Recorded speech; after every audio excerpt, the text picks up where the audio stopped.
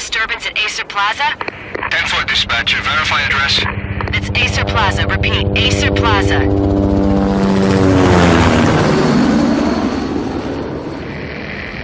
Shots fired on the rooftop. An assault in progress at Acer Plaza. Repeat, an assault in progress.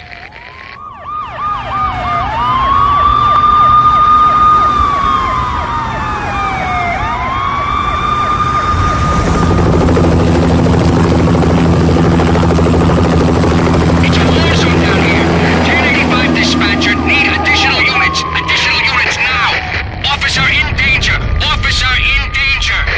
10-5, please repeat. 10-5, all units, emergency. Officer in danger. Acer Plaza. Repeat, Acer Plaza, all units. They were all dead. The final gunshot was an exclamation mark to everything that had led to this point. I released my finger from the trigger, and then it was over. To make any kind of sense of it, I need to go back 3 years.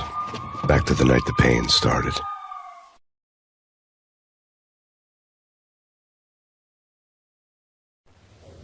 I was still on the force back then. NYPD, Manhattan, Midtown North Precinct, Hell's Kitchen. So when are you coming to work for me, Detective Payne? You'd make me work undercover in some hellhole. Sorry, Alex. Michelle and the baby come first.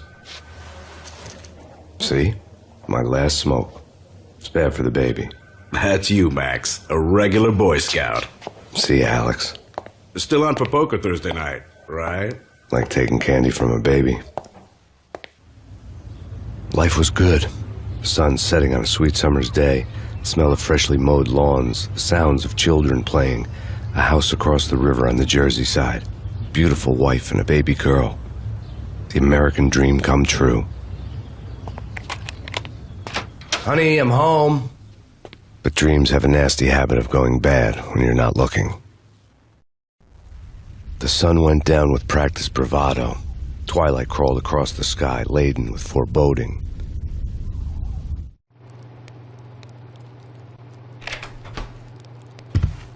Michelle, honey, anybody home? I didn't like the way the show started, but they'd given me the best seat in the house, front row center. What the hell? Something ugly had been tattooed on the wall, a map of things to come. It was a poison syringe, a magic tag full of diabolical meanings.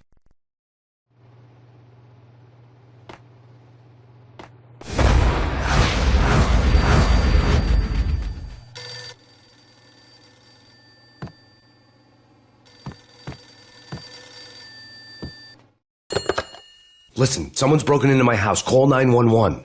Is this the Payne residence? Yes, someone's broken into my house. They're still here. You have to... Good. I'm afraid I cannot help you. Who is this? Hello?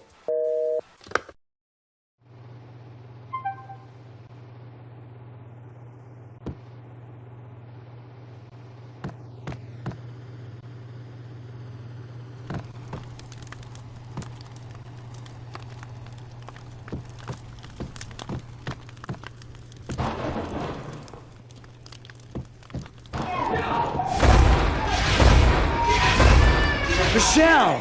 No!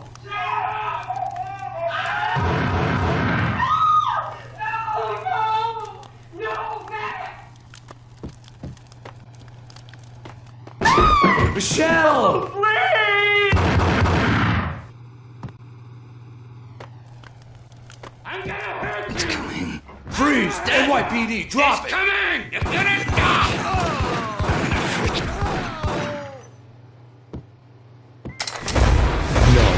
No, please, God, no.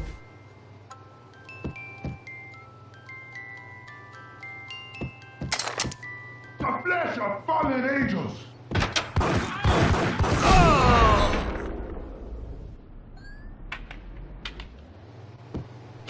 No, God, no, please, Michelle.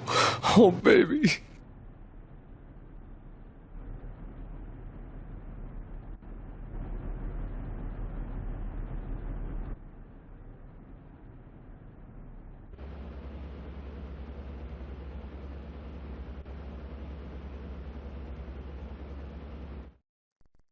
No!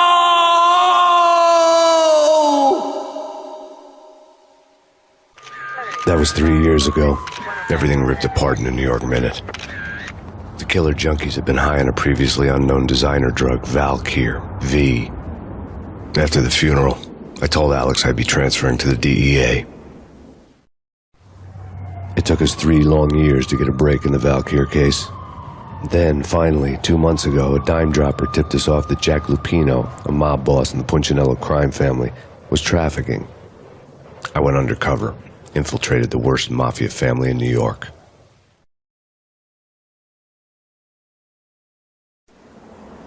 I came in from the cold and the dark. Outside the city was a cruel monster. I've been slowly working my way from the small time to the big fish, trying to get to the source of the drug. Alex and BB were my only contacts in the DEA, the only ones in this decrepit city who knew I was down here. BB here. Something urgent has come up with Jack Lupino. You need to meet with Alex immediately at the Roscoe Street station. I hadn't had a face-to-face with Alex since I'd gone undercover. Outside, the mercury was falling fast. It was colder than the devil's heart, raining ice pitchforks as if the heavens were ready to fall. Everyone was running for shelter like there was no tomorrow. It didn't get any better when I got to the subway. The feeling hit me like a point-blank shot straight in the face. Something was not right about this. My Beretta stirred nervously under my coat, but the train doors had already shut behind me, and I was in for the ride. Next stop, Roscoe Street Station, and Alex.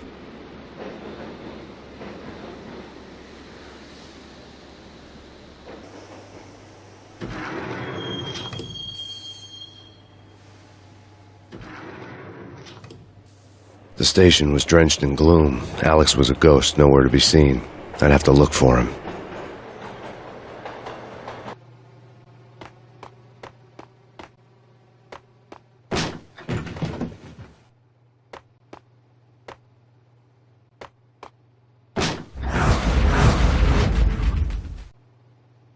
Death was in the air at Roscoe Street.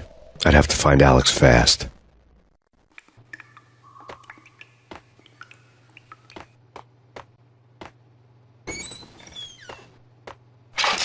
The pills would hold the pain back for a while.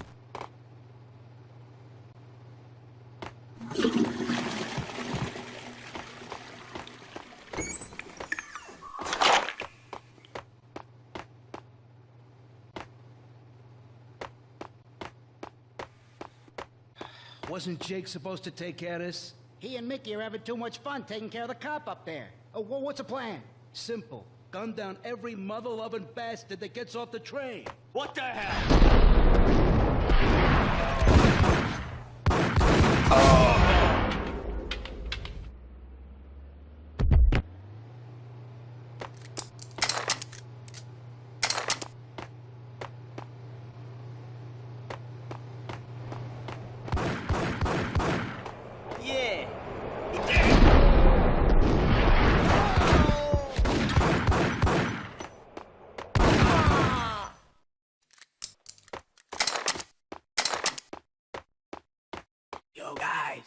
Yo, guys, hey, we're getting around. You hear? Yo!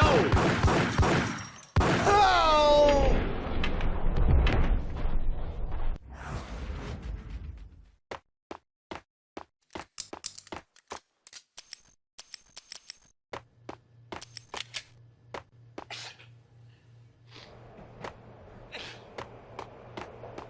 Hold it!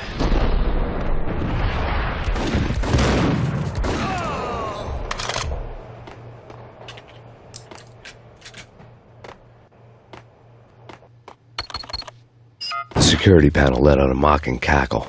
I'd need the right code. Did you hear something? Nah, take it easy. Hey, you!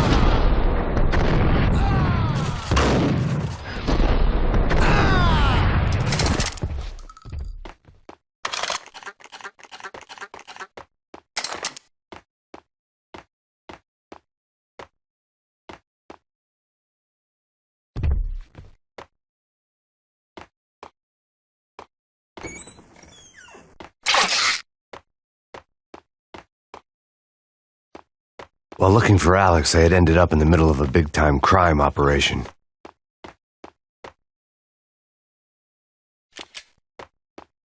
Hitting Roscoe Bank ain't exactly... Hey,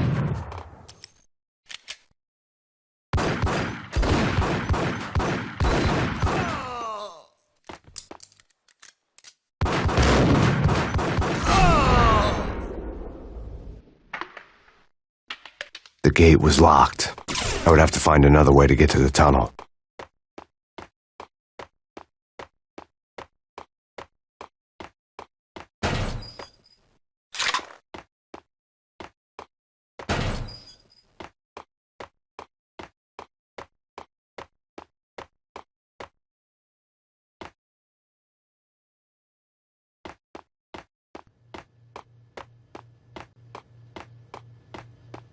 Kiss it goodbye. No, who the hell?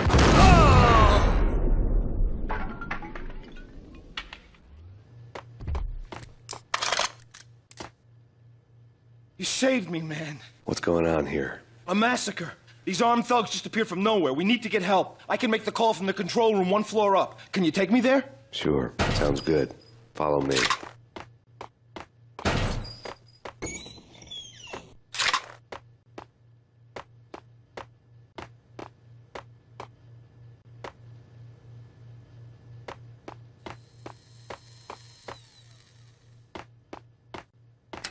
The power to the rail had been cut. I'd have to get it back on to get the train moving.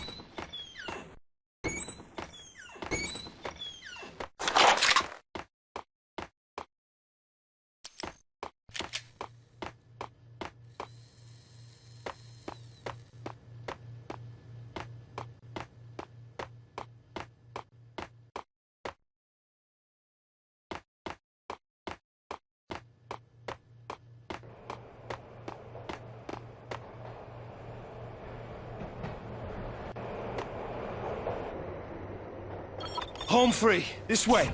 hey, get out!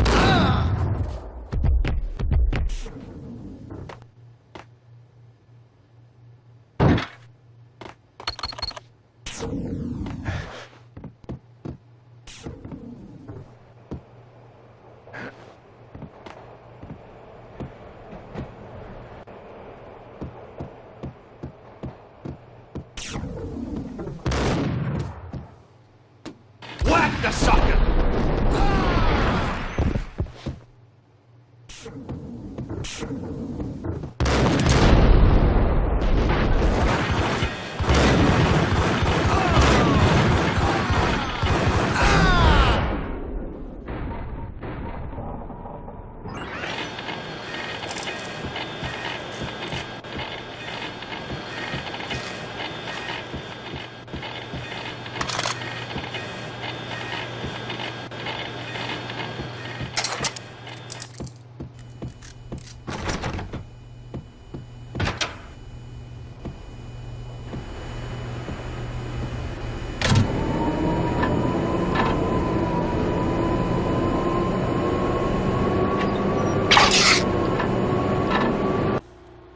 The train lit up like a Christmas tree. The power was back on.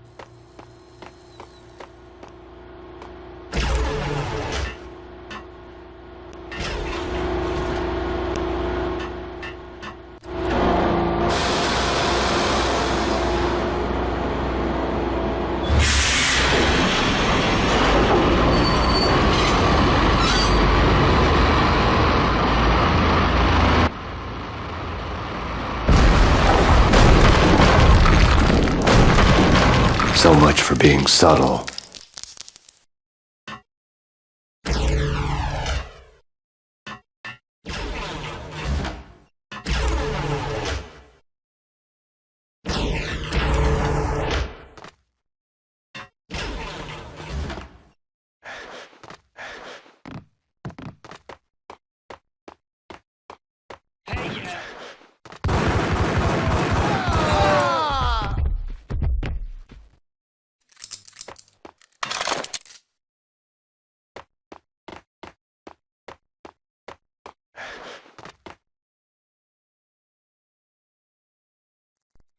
The rusty door led to an abandoned part of the station, closed off since the early 40s.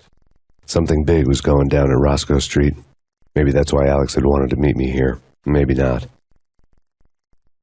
One way or the other, I was going to find out.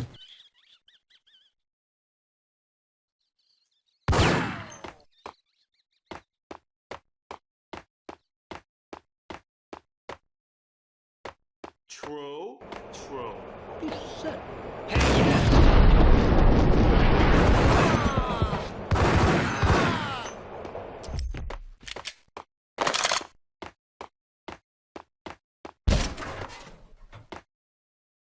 Hey!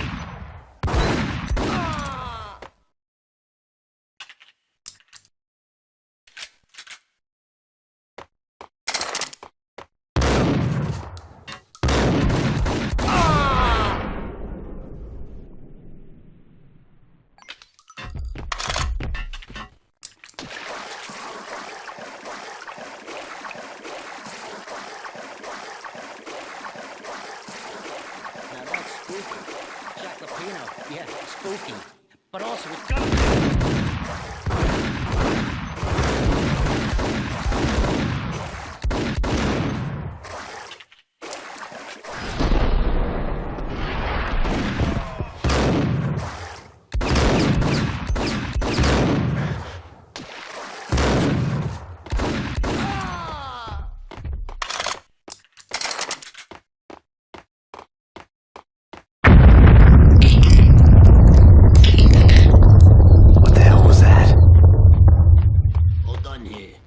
detonator. Get him!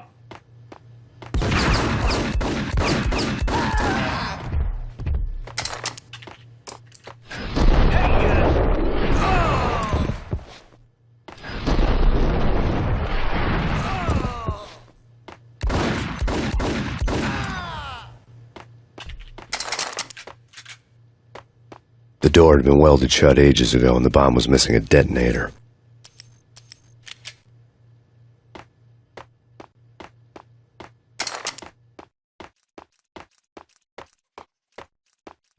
Okay, fellas, the police are on their way. New York's finest are gonna be here soon. So stick to the plan. We've got to...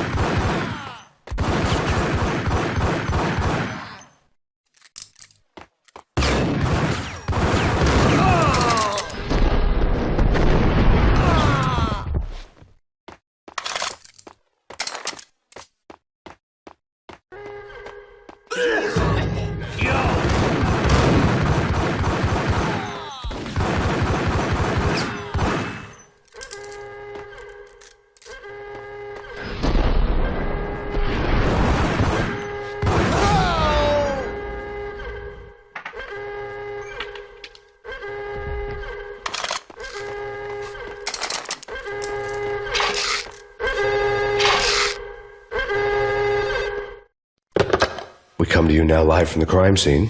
Who is this? Right back at you. This is Deputy Chief Jim Bravura from the NYPD. You are to cease your criminal activities and surrender immediately. Sure thing, Jim. Me and the boys have been talking and everyone's real sorry. They'll never do it again. Who the hell is this? Being placed at the scene of a bank robbery wouldn't have tipped the odds in my favor.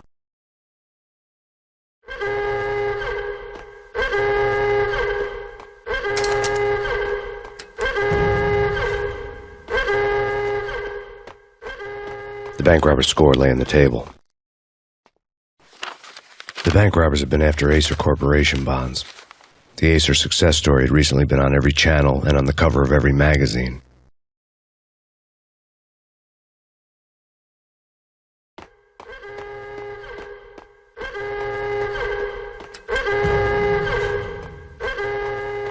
The bank robbers had left their tools on the table. Judging by the detonators, the crooks had bought enough explosives to send Lady Liberty into orbit.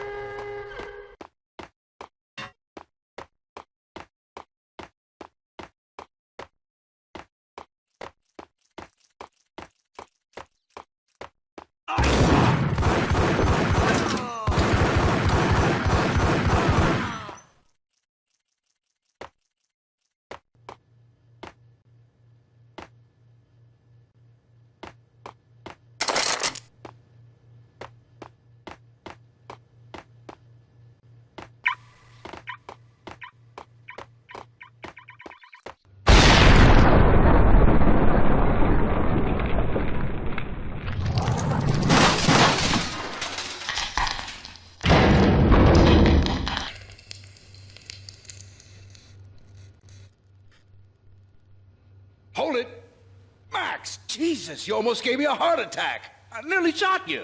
Alex, I'm glad to see you. What the hell's going on? There are more corpses here than at the city morgue. It's an armed robbery, a tunnel job straight to the Roscoe Bank vault through the old station wall. Is this why? This is Lupino's gig? This is Lupino's doing? Lupino's men? Really? You sure know how to pick a place? Can you get through? No, it's locked. We gotta get out of here. If it's Lupino, it's... Alex? Alex! There was nothing I could do. He was dead. I could tell by the empty, accusing stare of his eyes.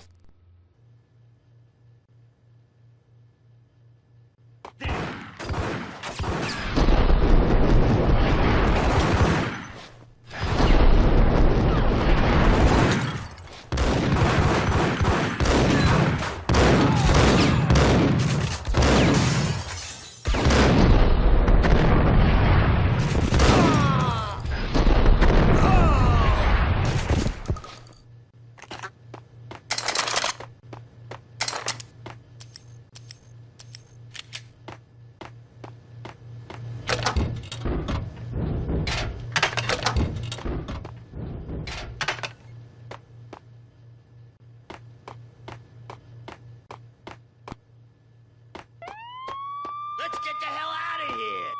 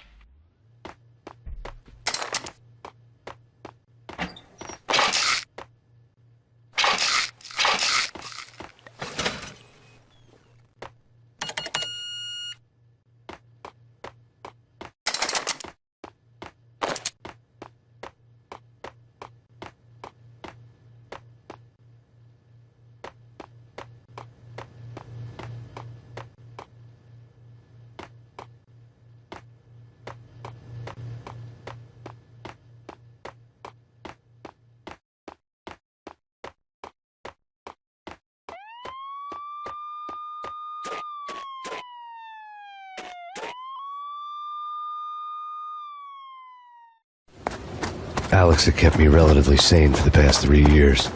Now I didn't know how I felt. Somehow he had stumbled upon something big and ended up stepping on Jack Lupino's toes.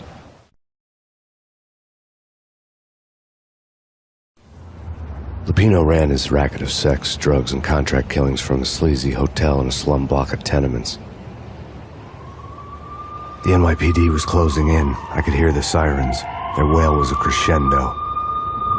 Lupino thought he could get us by taking Alex out and leaving me to take the fall for it. All he had gotten was my attention. I went for the hotel first. It was a sad old thing with flickering lamps and faded colors, cheap mobster punks and tired-eyed prostitutes. I walked straight in, playing at Bogart, like I'd done 100 times before. The place was run by a couple of murdering mobsters with shark smiles. The Finito brothers. Ladies and gentlemen, it's the pain in the butt. Pain to the max. You're killing me. Did you make that up yourselves, or you get some wino downstairs to come up with it? Don't answer that. A rhetorical question. I got something for the boss. Lupino around? That kind of depends on who's asking. A friend or a junk squad plant. Don't answer. It's one of them, how do you put it, rhetorical questions. Lupino ain't here, but he says bye. Lupino wasn't in his cheap hotel. Instead, I ran into the Finito brothers. My cover had been blown, the door slammed shut behind me, and then I was dodging bullets like raindrops. Pain in the butt. Ha ha! Pain to the max. Junk squad pain. Got a ticket to Marble City for you. Eat first and lying down. Figure it out.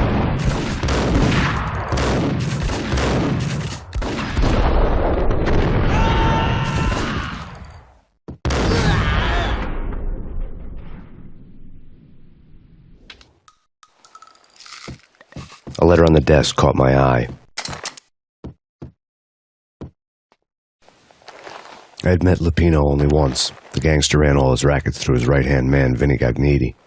Gognitti was a high-strung whiner on the verge of breaking apart, like an overamped Energizer bunny. He had the brains to run the business, but he lacked the balls, always falling short, taking his frustration out on underage addicts and call girls. The V deal goes down at your hotel. Jack's exact words, quote, "Vinny, you're in charge of this one," unquote. Rico Muerte's coming to see it through. Anything goes wrong and everybody's gonna get dead. Goes double for you. Treat this guy real good. Anything he wants, you give him. Don't screw this up or you're finito, finitos. A V deal meant added security, locked doors, and lots of nervous thugs with itchy trigger fingers. I'd seen nothing coming in, but that didn't mean it hadn't been there. Rico Muerte was a regular Kaiser Soze, a spook story told to keep the apes in line. 313. The Finitos had scribbled Muerte's room number on the note's margin. Bosses! Everything all right? Bosses! Joey! Virgilio! You all right in there? They're not answering. Call the others.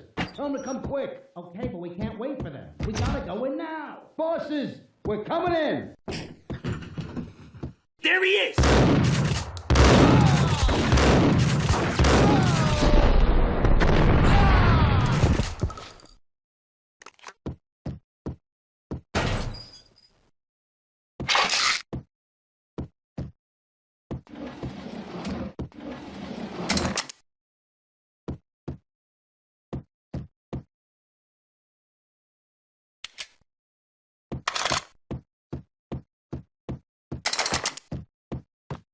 Getting out was not going to be easy.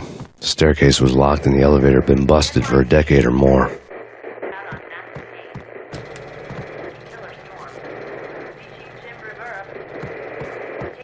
In his press conference today, the mayor stated that Valkyr represents a clear danger to New York and called for drastic actions to eliminate the problem. On today's top story, the Valkyr crisis worsens with the murder of DEA Special Agent Alex Balder. Special Agent Balder had been shot repeatedly from a point-blank range. The gunman has been identified as Max Payne. The noose is sure to tighten around this fugitive criminal as more NYPD units join the search to apprehend him. I had just gotten my 15 minutes of fame.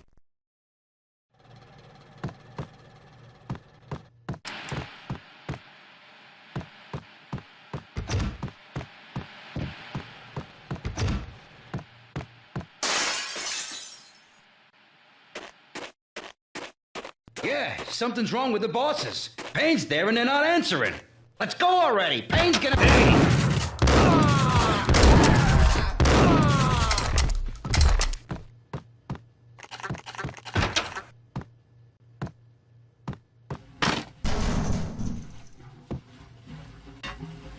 What the hell?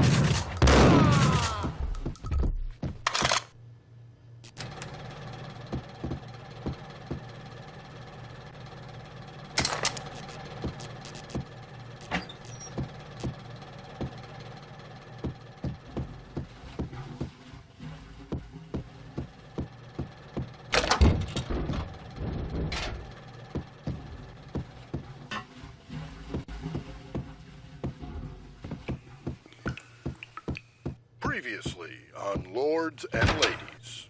Lady Amelia, Marquis Valentine asks for an audience. Thank you, Lawrence. My lady. My lord. And now, an all-new episode of Lords and Ladies, brought to you in part by Acer Corporation. What the hell?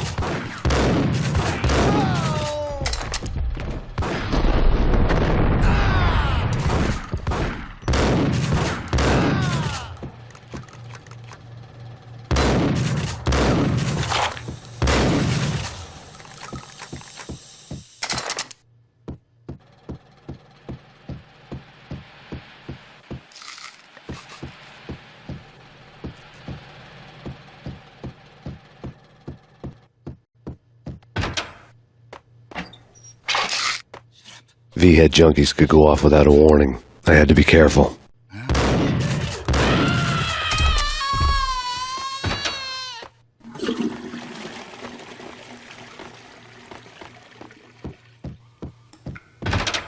There he is! Got him!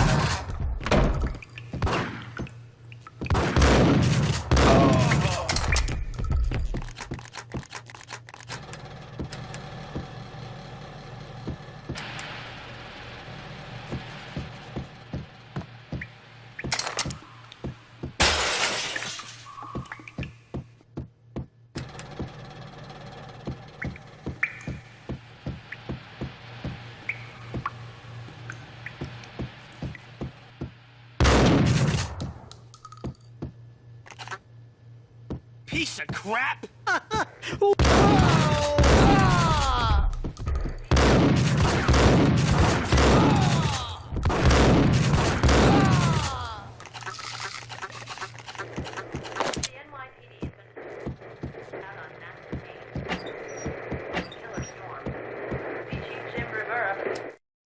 Tonight, the city's fight against the nightmare drug Valkyr took a turn for the worse, as DEA Special Agent Alex Balder was found brutally slain at the Roscoe Street subway station.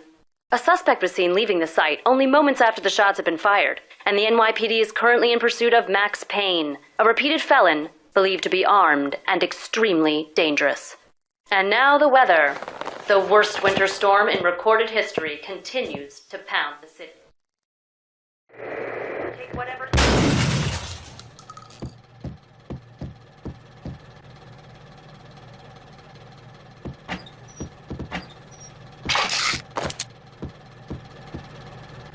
This party had been dead for a while.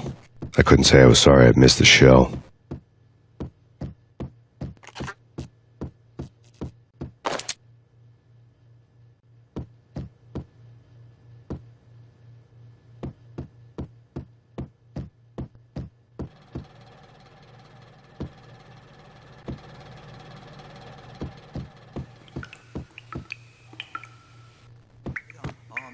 Messy inside.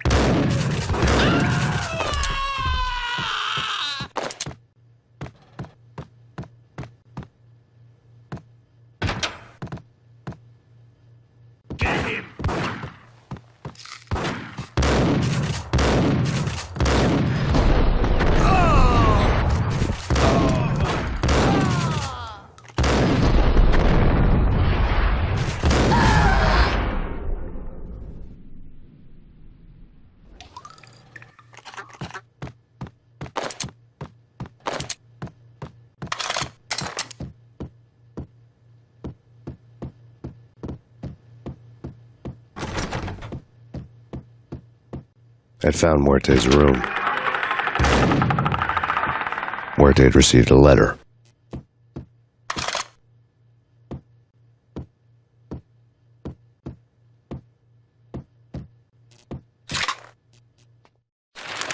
Our investigation had turned up nothing to link Angelo Punchinello, the head of the Punchinello family, to Valkyr. All tracks had ended with Jack Lupino. The letter in Muerte's room was signed by the Don himself. Was the first hint that the Kingpin knew what was brewing inside his syndicate. The trouble you got into after the Chicago screw-up. The Punchinello family bailed you out. You have been waiting for a chance to pay us back. One of our trusted boys has a monkey the size of King Kong on his back. And we need your special skills for backup on a major deal. Collecting evidence had gotten old a few hundred bullets back. I was already so far past the point of no return I couldn't even remember what it looked like when I had passed it.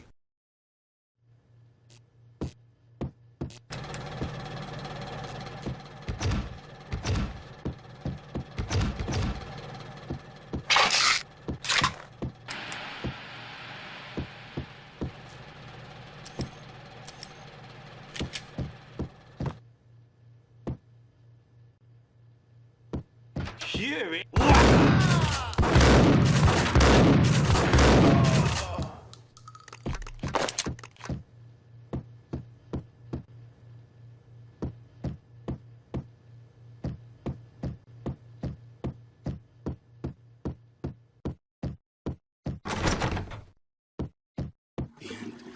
Yo!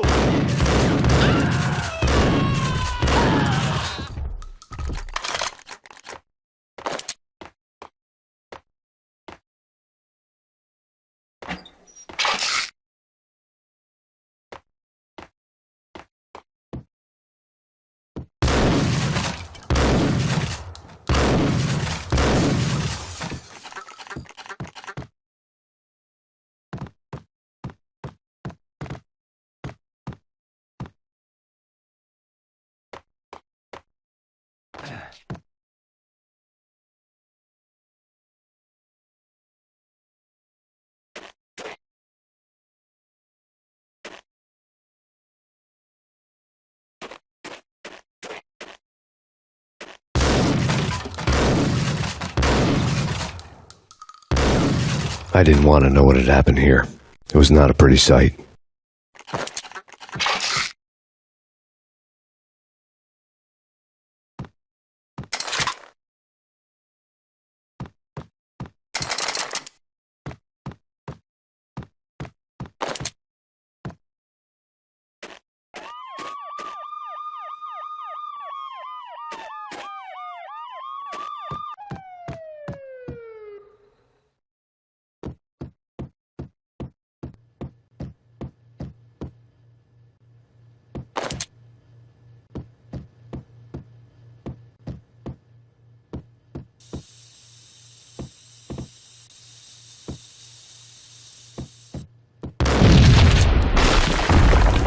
What the hell? Told you. God damn! I thought it was a bomb for sure. Nah, the Russian wouldn't dare. This has been waiting to happen. I thought it was a bomb. What the hell?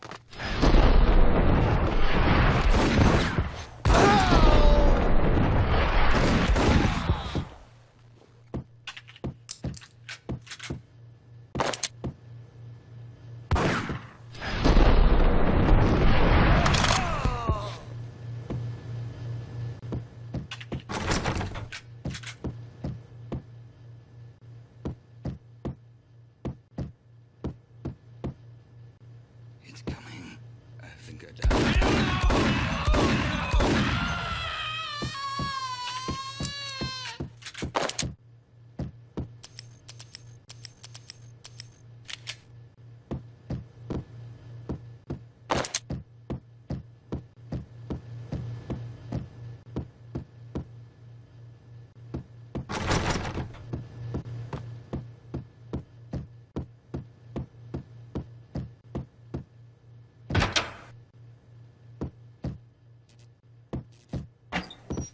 The hooker had left her diary on the table.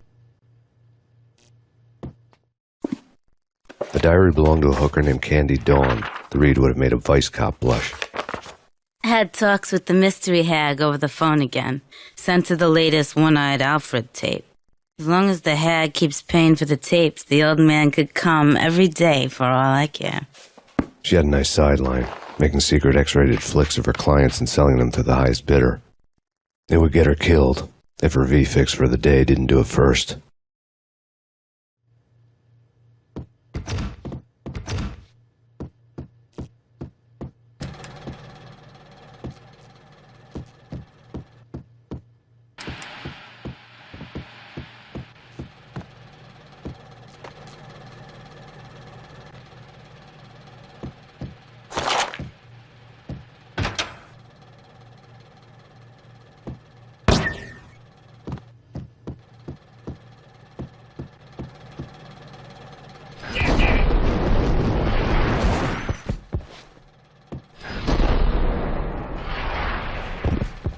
It's him. Go get him. No, wait. You go get him. You go and get him.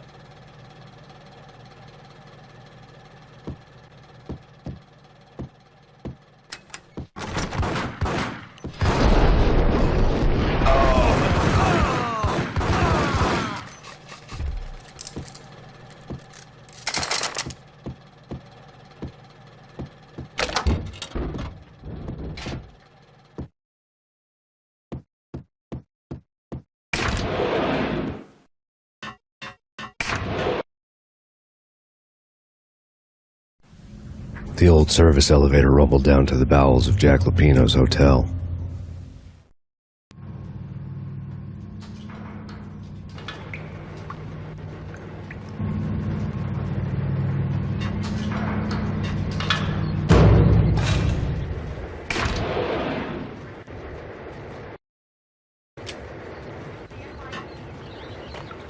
It was freaking crazy. The cops were doing a full-scale siege next door. Ice.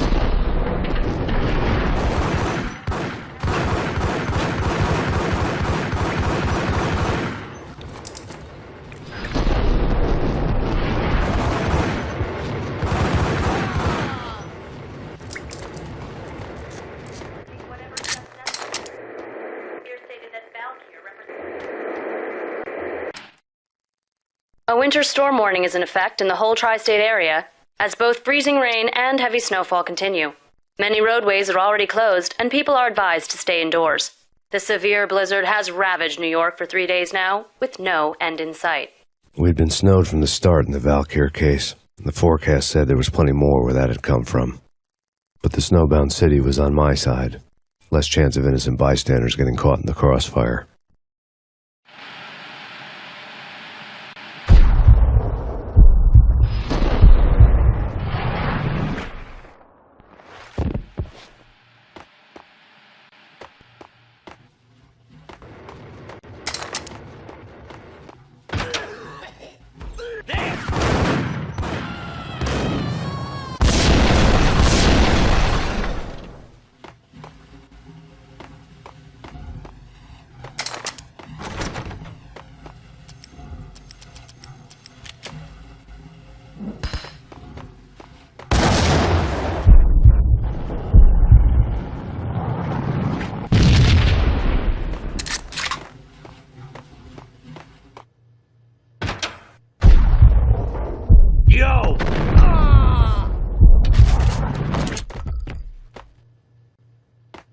Exhibit number 1, a newspaper.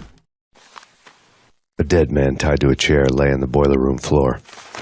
Captain Baseball Bat Boy has an unbeatable track record in superhero death matches. But a 6-pack of root beer gets me every time. The murder weapon was a baseball bat, now lying in a pool of drying blood next to a newspaper folded open on a Captain Baseball Bat Boy comic strip.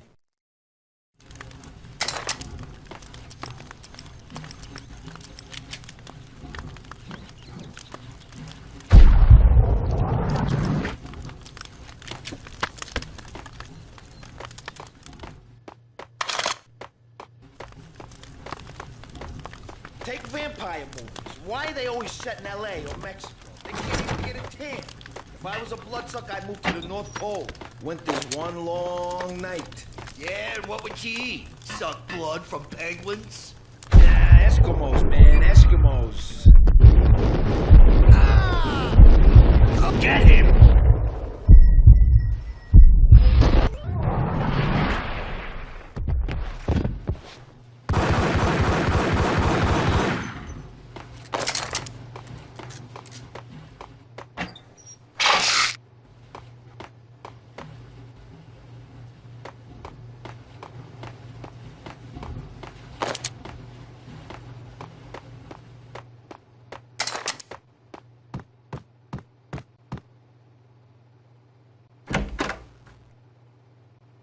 Chill with the guns. Trust me, you don't want to piss Muerte off. Gentlemen, let's do business. Green for green.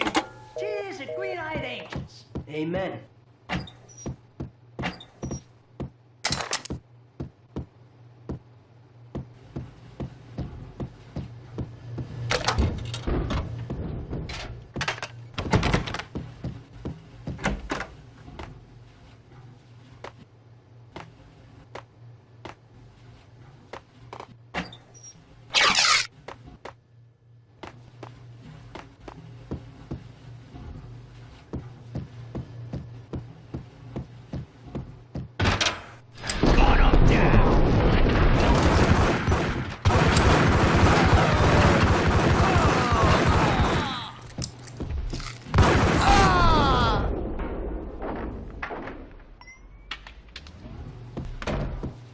A lifetime ago, this would have gone down as a narcotics arrest.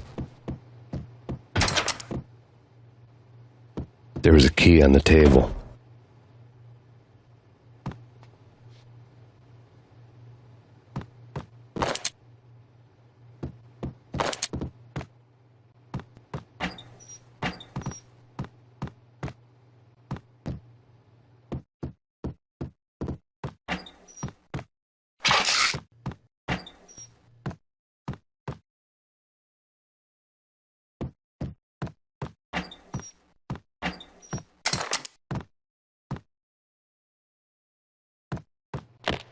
The transparent cylinders glowed green, full of Valkyr. It was dirty money.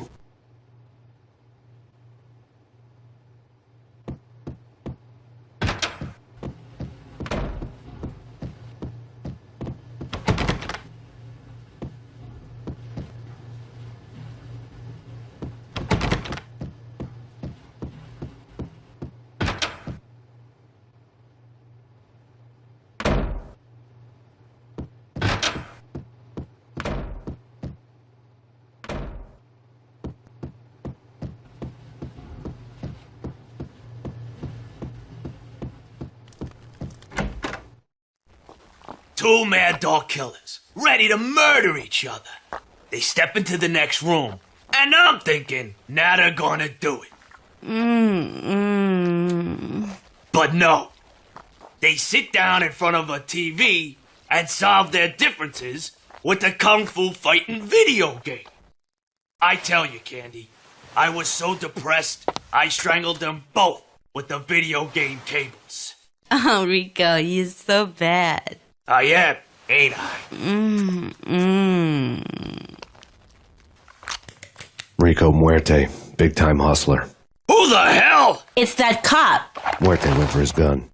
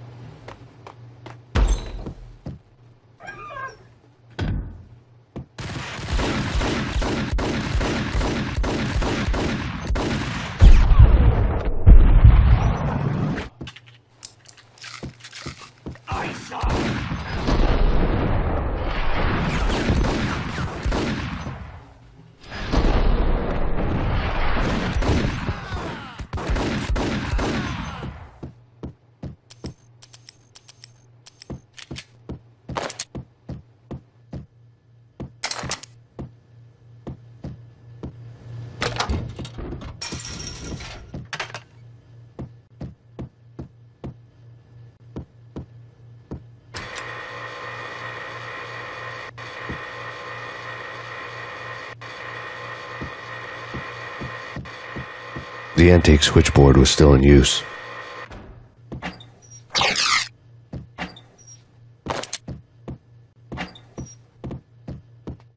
There was an old telephone switchboard in the back room of the reception area, the kind that made phone tapping child's play.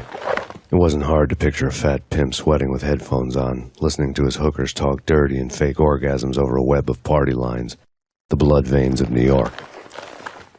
Right now there was a different set of moans and groans going on. Boss, Gonidi, it's Max Payne. He came, started capitalists. He killed... Are you freaking kidding me? He's just one lousy cop. You better be freaking kidding me. Whack him. What's the freaking problem? Hello? Answer me. Hello? The word was out. A deadly virus released into the city's corrupt circulatory system. Something wicked this way comes. Max Payne at large.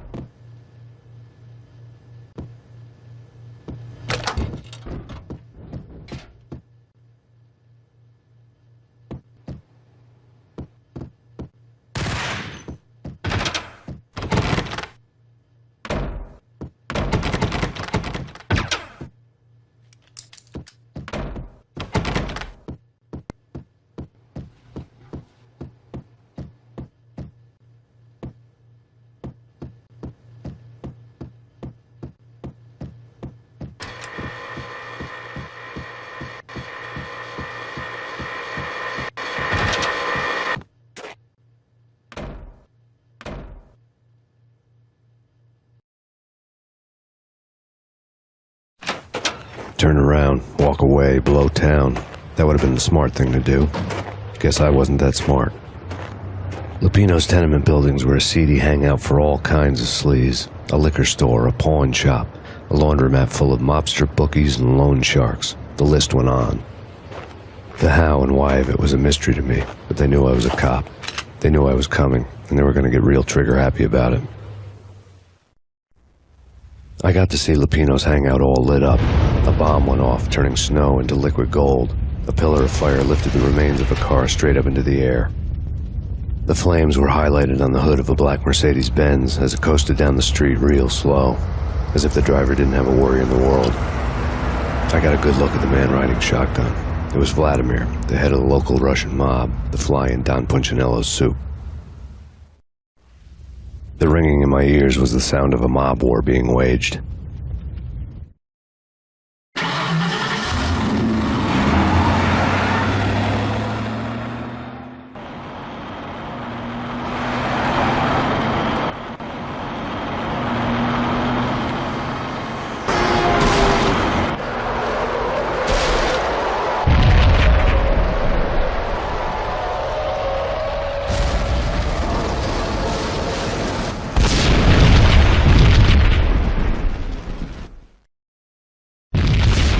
Another bomb exploded inside the closest slum building. It was a lucky break.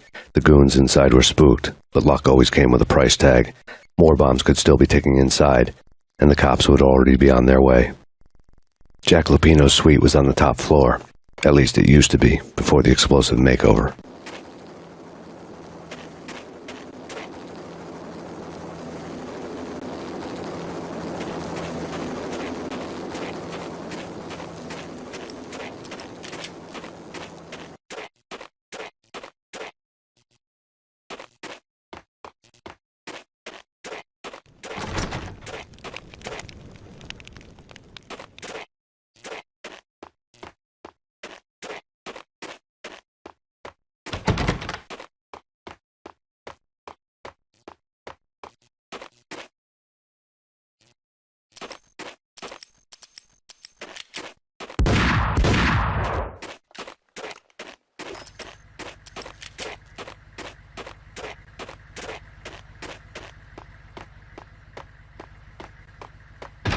What the hell?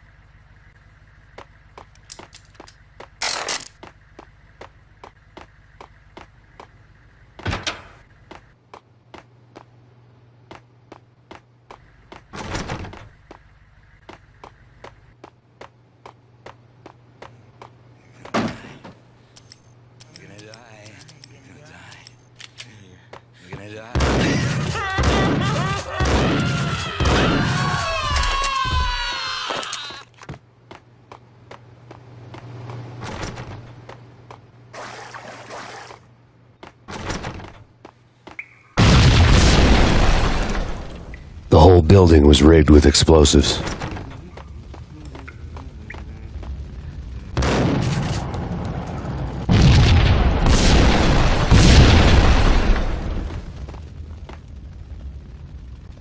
What the hell?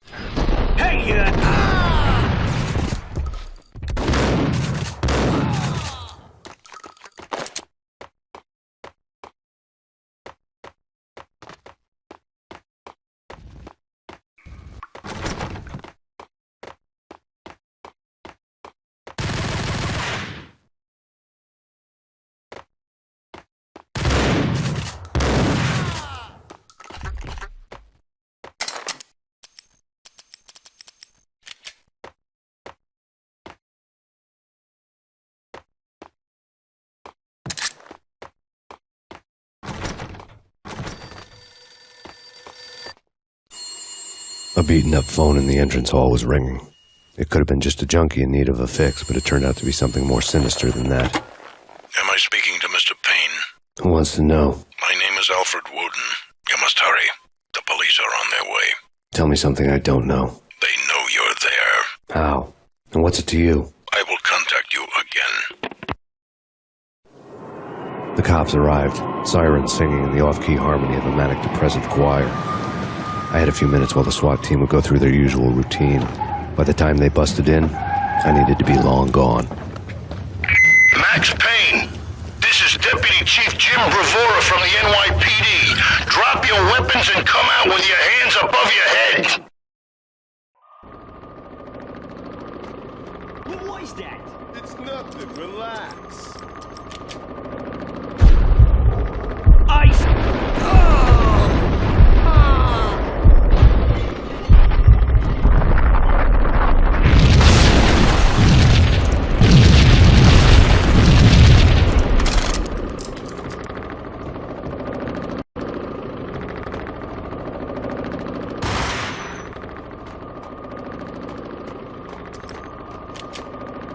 Someone had left a letter on the counter.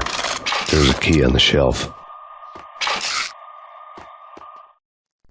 Suddenly it all made sense. The bombs, the Russian mob boss making an appearance in person. Gagnidi was his usual self. All talk and no walk. After our hit, the Russian has only a couple of guns left, and they can be bought. There's no freaking way he has the guts to try anything after that. As it turned out, the Russian had plenty of guts. One thing he could count on, you push a man too far and sooner or later he'd start pushing back. Stop! Put your hands where I can see them.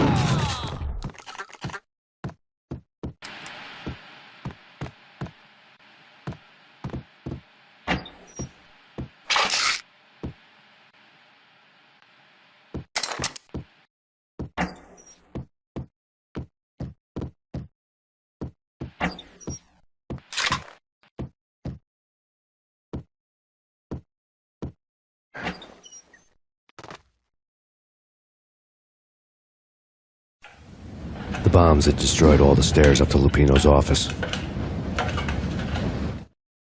The alternate route led there by way of adjoining rooftops.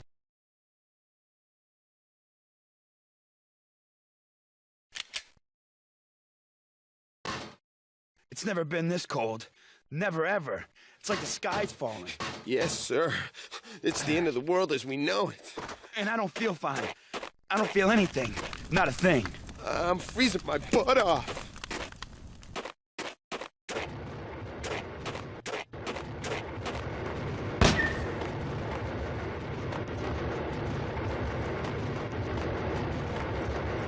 To get to the roof, I'd need to get to the elevator through the locked door up ahead.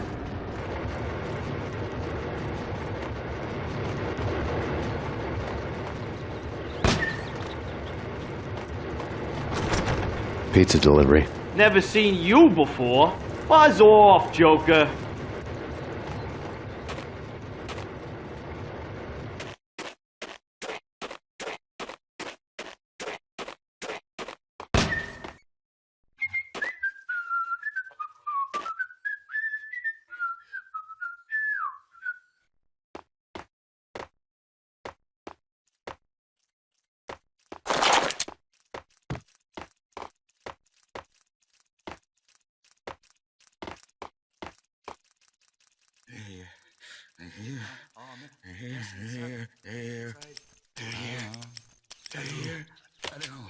I think I died. I think I'm dead.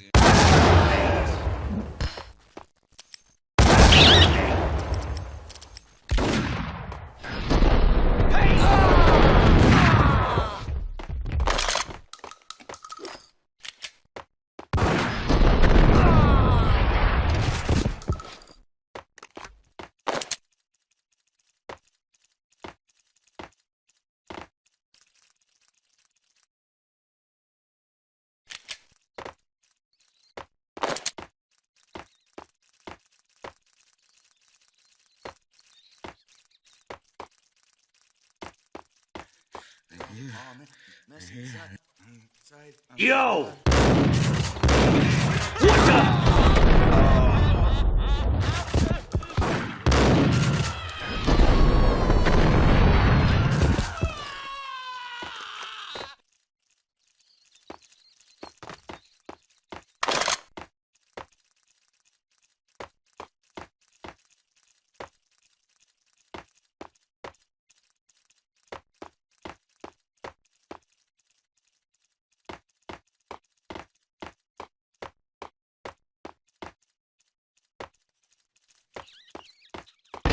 No, don't shoot. You know the clowns at the laundry? Me? No. You're no good to me then. What? No, the laundry, yeah. I know him, yeah. Get me in there. Okay.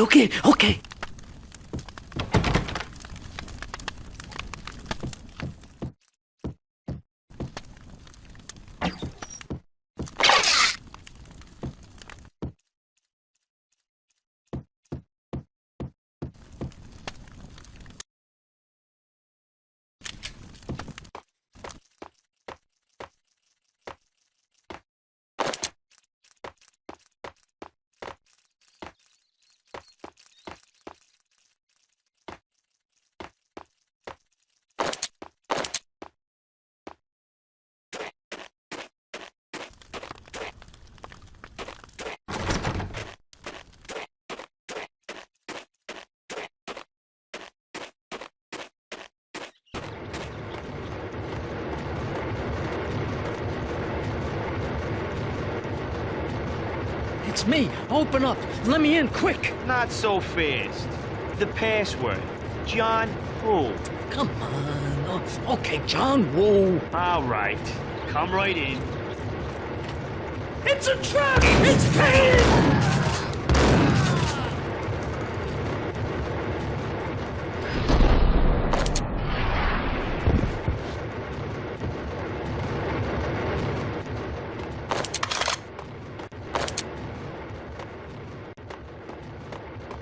It was dirty money.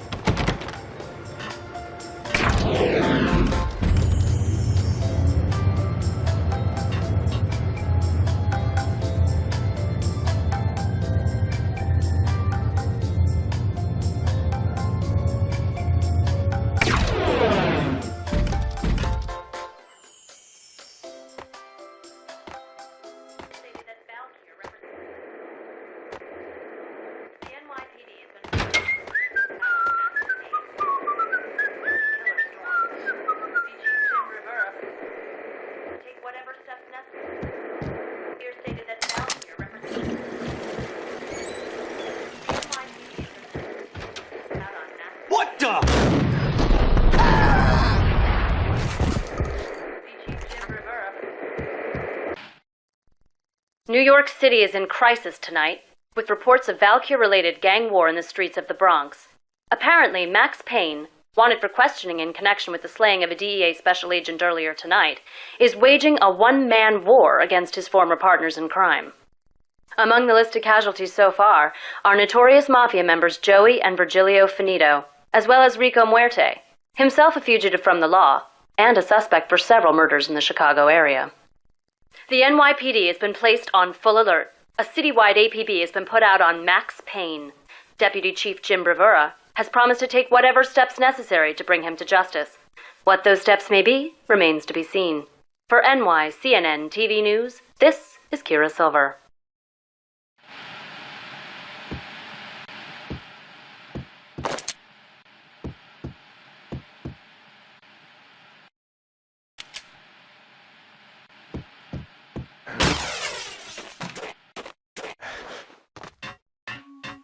This week on Address Unknown.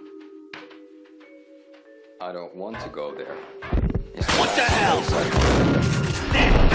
where I always end up anyway.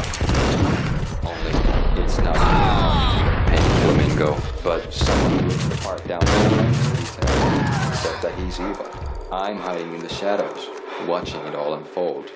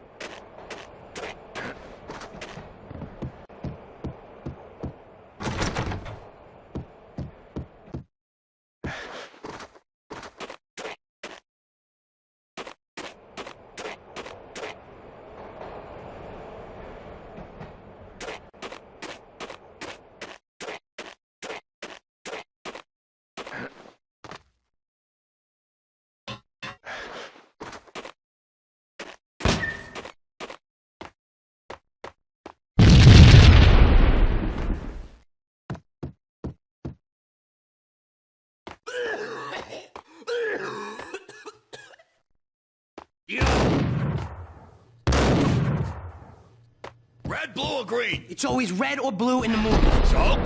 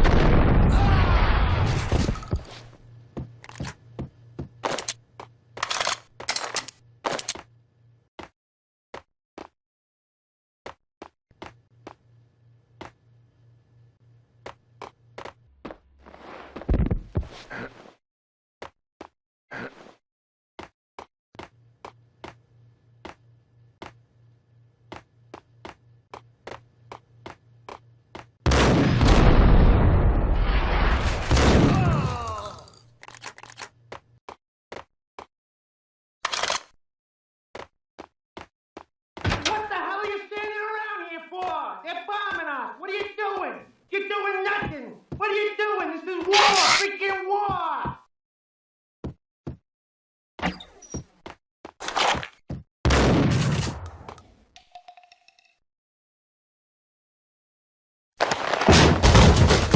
Vinny got needy. Just the man I've been killing to see. Payne? Freaking Fed! I knew from day one there was something screwy about you. What do you think you're doing? You're a freaking cop. You ain't got squat on us. You can't just come in here waving your piece like it meant something. Yeah! Oh my God! Oh God, you shot me! Ah! You're dead, Payne! What the hell are you waiting for, you apes? Kill him! Kill him! With pleasure, boss. Gagnetti bailed. I made like Chow Yun Fat.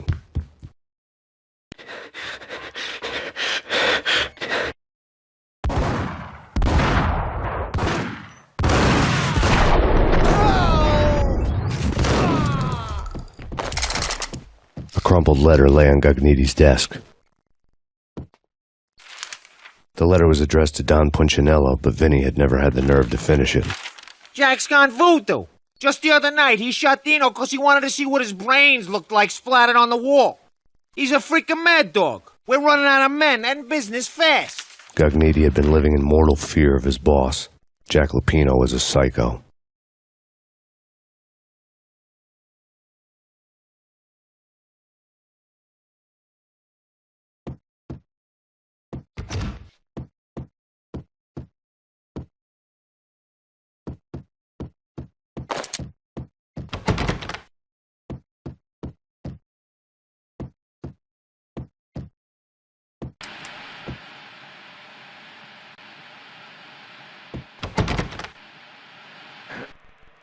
Vinny Gagniti was running scared.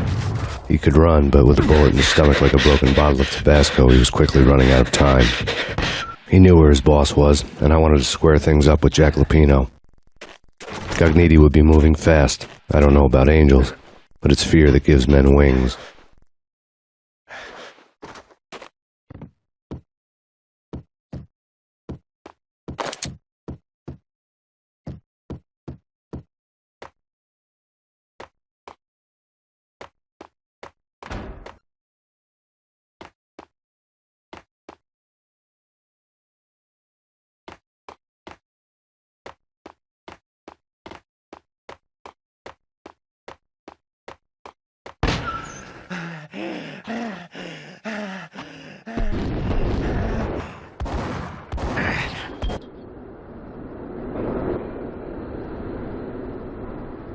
Gagniti hitched a ride. To catch him, I'd have to follow his lead.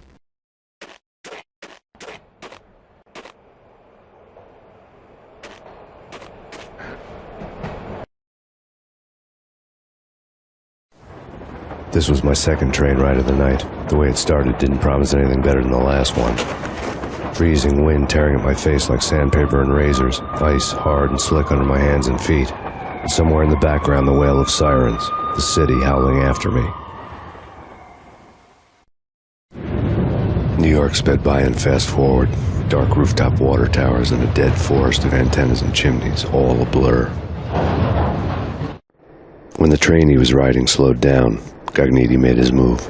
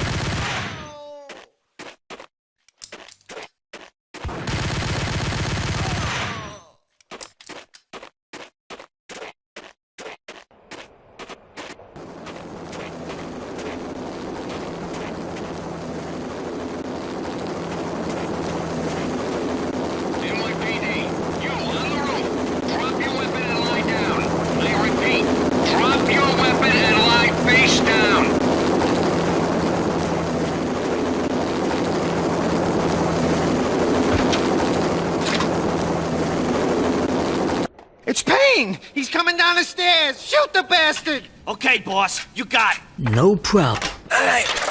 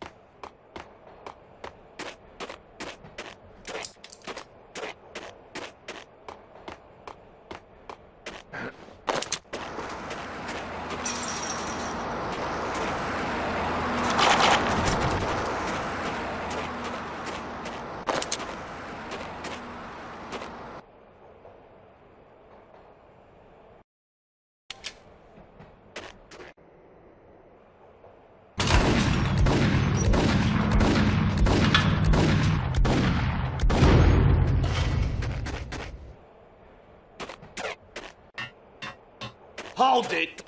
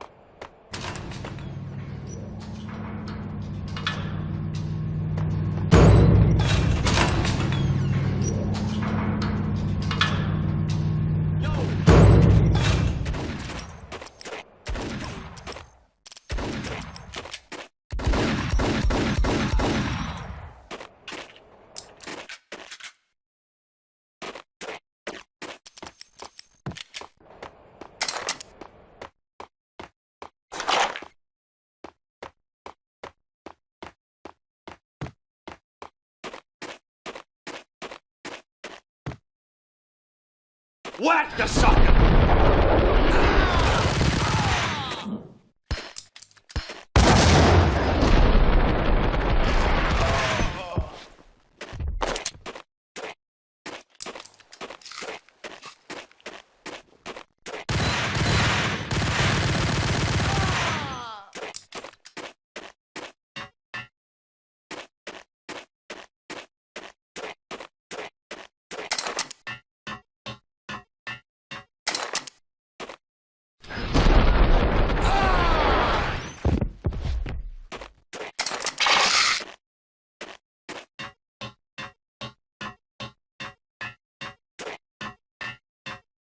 We're gonna be rich! Freaking rich! Even richer than that, wise guy. Freaking...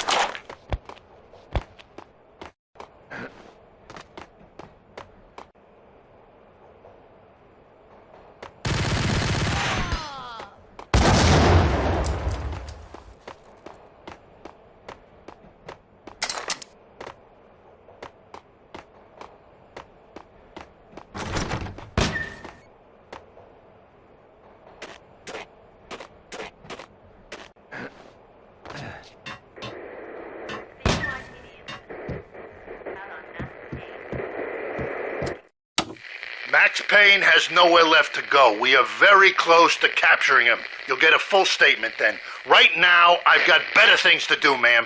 That was Deputy Chief Jim Bravura from the NYPD with no further comment at this time. Apart from his suspicious food habits, I figured Bravura to be one of the good guys. Fate had just dropped us on different sides in this. But when it came to capturing me, he was way out of his league. I had already ditched the cops a couple of rooftops back. For now.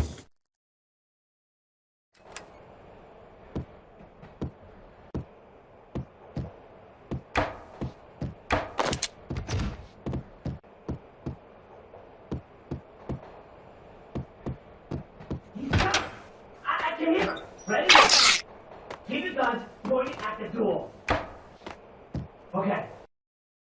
This is it. Any more. What the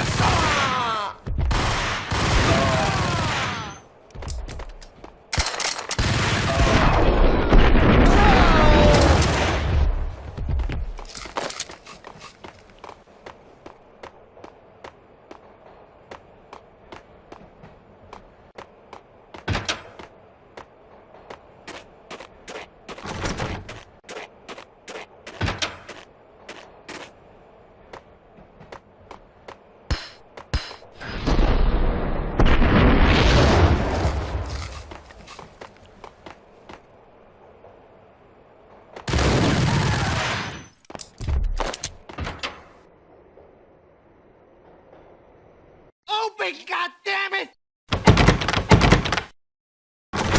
Payne! I'll kill you, you lousy freaking cop!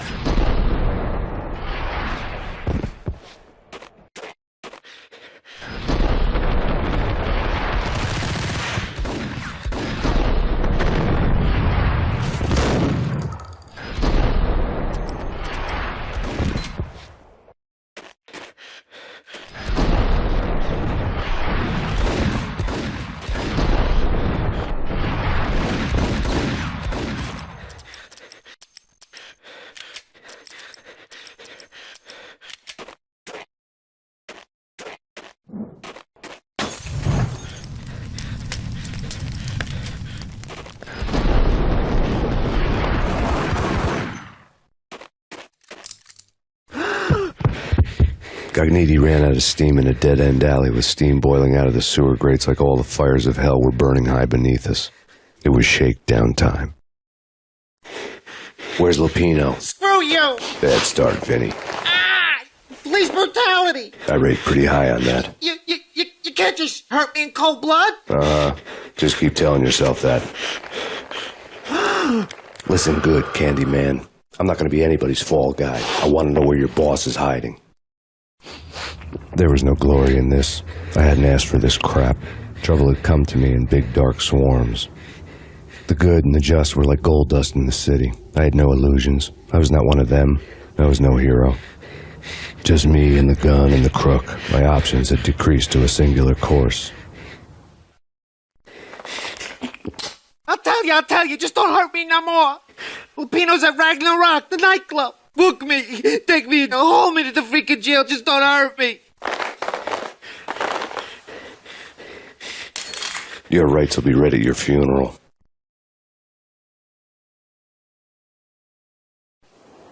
Ragnarok was Lupino's private nightclub, a den of drugs built into an old theater.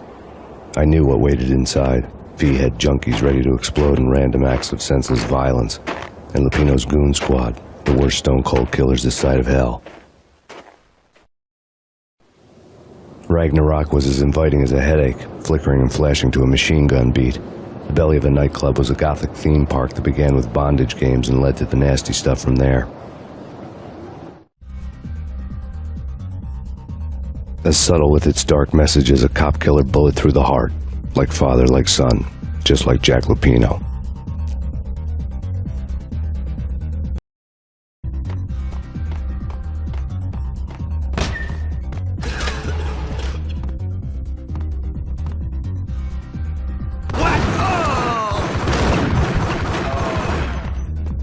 The book had never been a bestseller.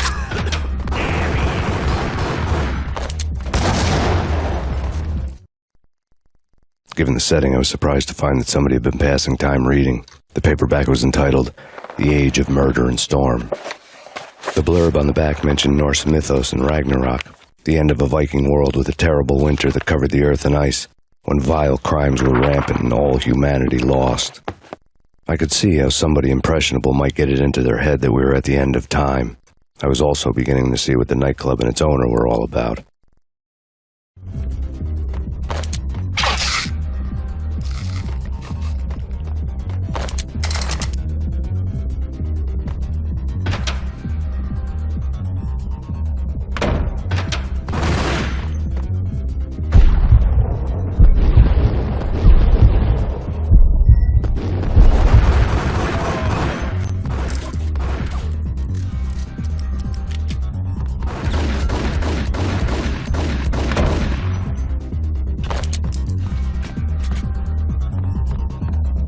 Hold it!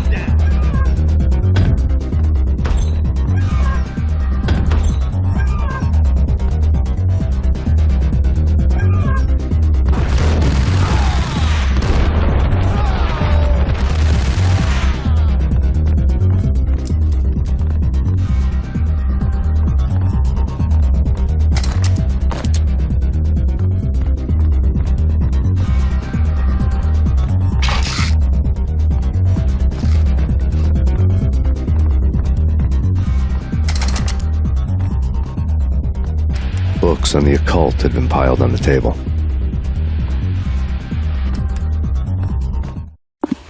The room was stacked with light reading, such as Necronomicon, Witchcraft, and Paradise Lost. Old exotic titles like Malleus Maleficarum and De Umbrarum Reini Novum Portus. Books with pentagrams on their covers, all dealing with the occult and the infernal, lying between stacks of horror videos and a couple of Ouija boards. The only thing I could take seriously was the thought of Lupino taking it seriously. He had been spending a lot of time getting intimate with the guy downstairs.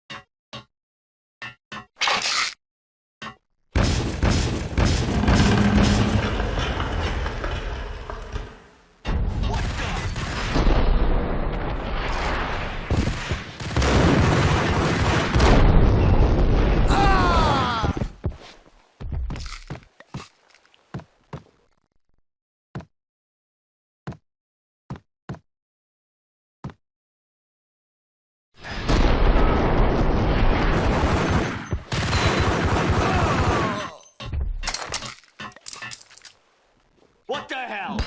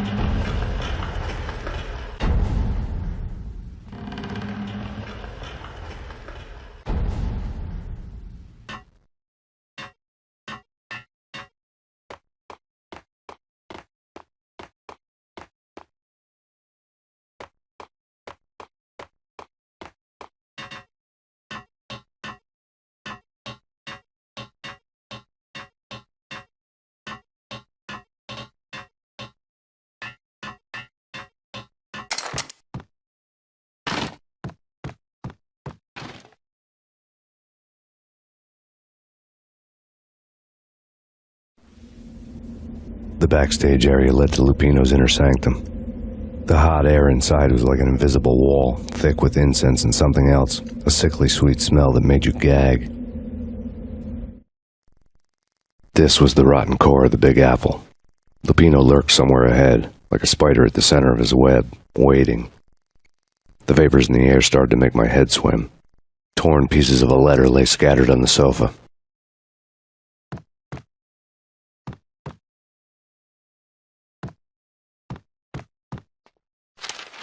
Punchinello had threatened Lupino in writing. The note had been torn to pieces, bloody fingerprints all over them.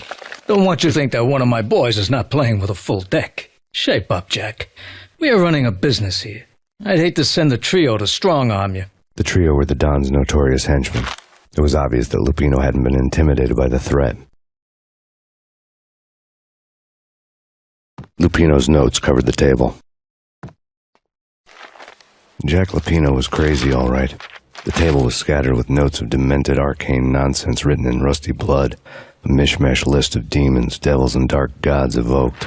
Beelzebub, Asmodeus, Baphomet, Lucifer, Loki, Cthulhu, Lilith, Hela, blood given to you all.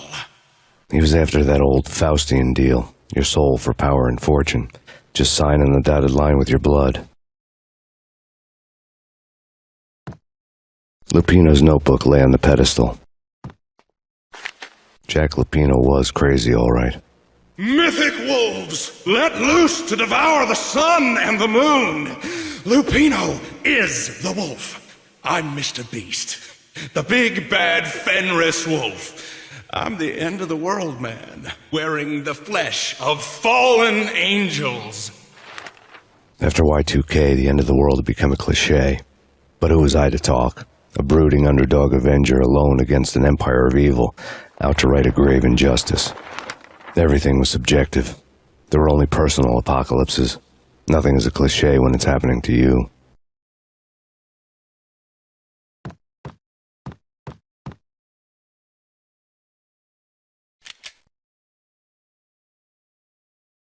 The flesh of fallen angels! Come to me all! Astaroth, Beelzebub, Asmodeus, Baphomet, Lucifer, Loki, Satan, Cthulhu, Lilith, Hela! Blood to you all!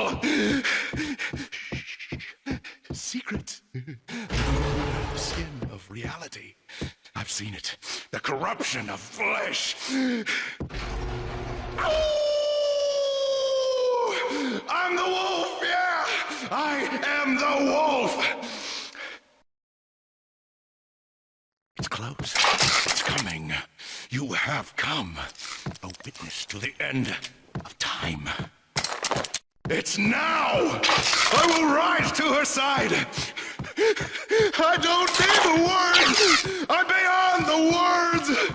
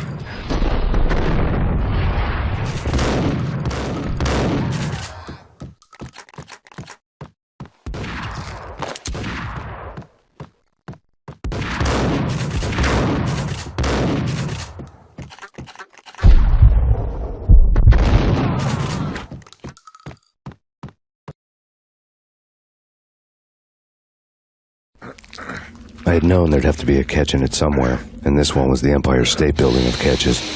Lupino was pumped up and dying to go 15 rounds with a mutant alligator. And then he started this spooky monkey talk, straight from a bad dream. Mine. I have tasted the flesh of fallen angels. I've tasted the devil's green blood. It runs in my veins. I've seen beyond the world of skin, the architecture of blood and bow and arrow. Death is coming! She is coming, and hell follows with her. This is the twilight winter. I am ready to be her son. Her time is now, and all who stand in her way must die!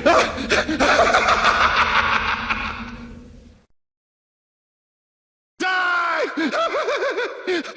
You'll die! You'll die! Now! All die! Ow!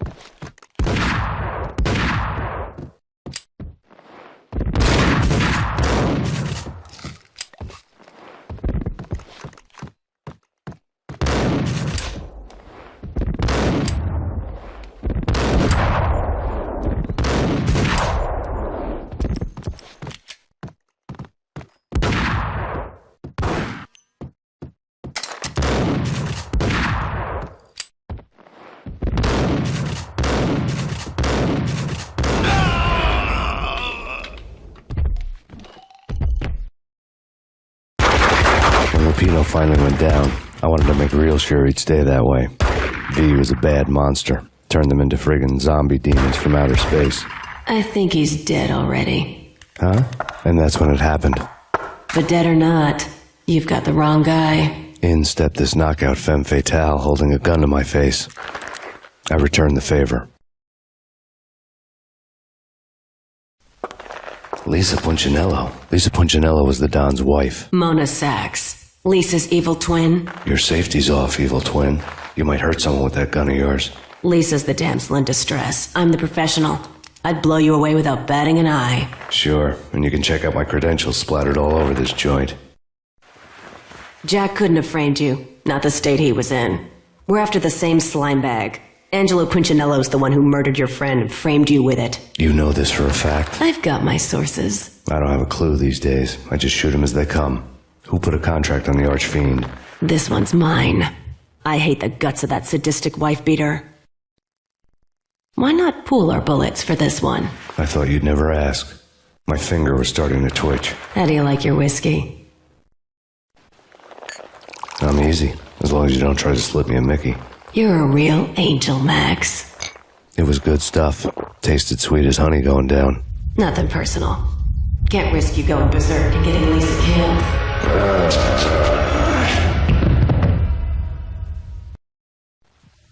The nightmare was always the same. Violent shapes moving in darkness, old and ugly.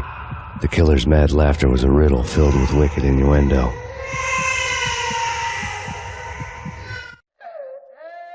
Somewhere, the baby was crying.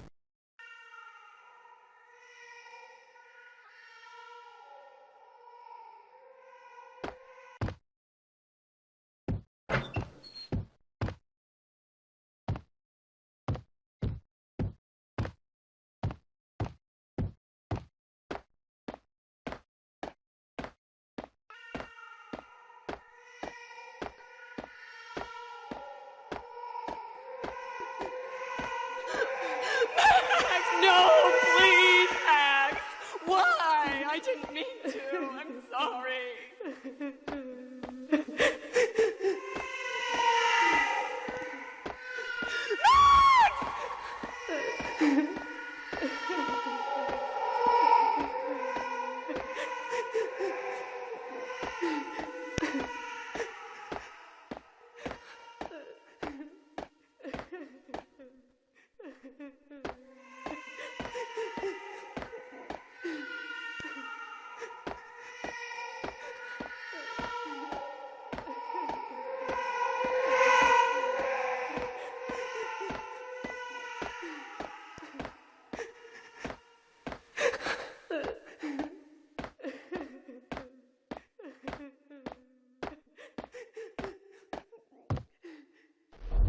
Should have known it when we found you snoring next to Lupino's corpse. A comedian, huh? The pictures were filled with good old times. Michelle looked at me from the photo. The Payne family. Happiness captured in a Polaroid moment. I had thought it would last forever, till death do us part. I didn't want to think about it. As long as I didn't, it could never happen. But I had broken my own rule. The thought had already slipped in. Fear was rusty needles poking at my brain. Cold and scaly, it slithered down my chest.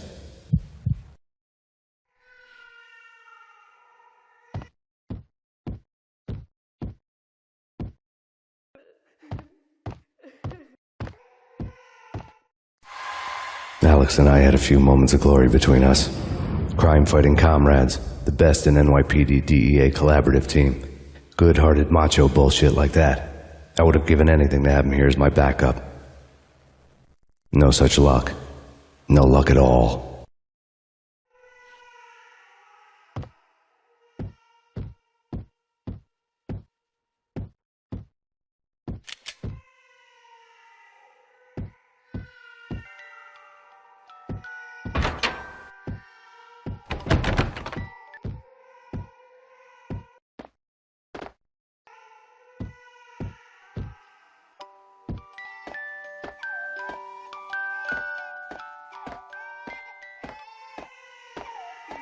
I really love to watch cartoons. Captain Baseball Bat Boy is my favorite.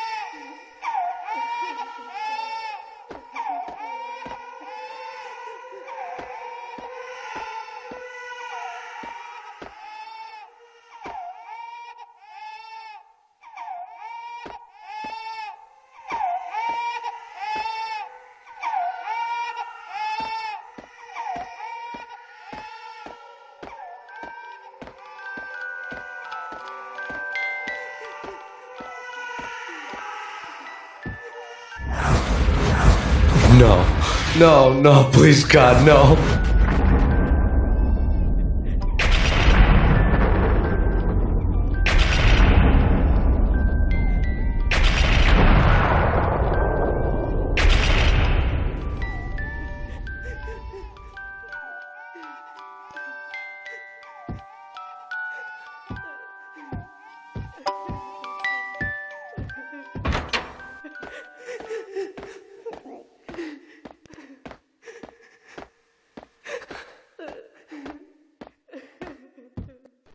Slice them, dice them, shoot them full of holes, blow them to bits, vaporize them, disintegrate them. No matter what you do, they'll still be back good as new.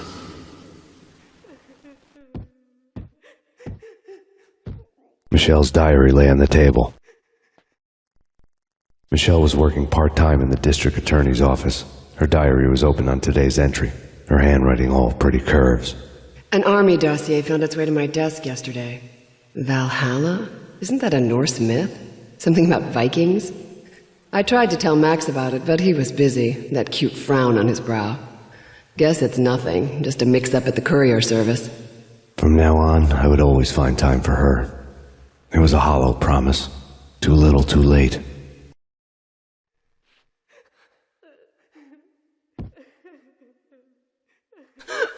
Max, no, please, Max! Why? I didn't mean to. I'm sorry.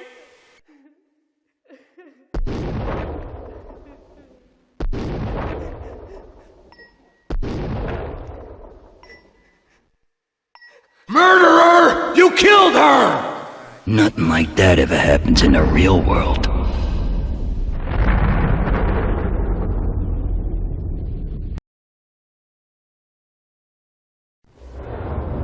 I woke up in a bad dream. My head felt 2 sizes too small for my brain. Max Payne. I envy your name. And the killer was smiling. Pleased to meet you. I'm Frankie the Bat Niagara. Niagara, as in you cry a lot? He had a baseball bat and I was tied to a chair.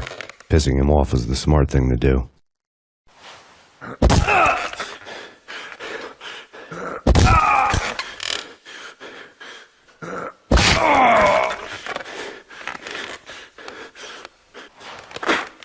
Nothing wrong with a little laugh now and then. Take me, for example. I love to watch cartoons.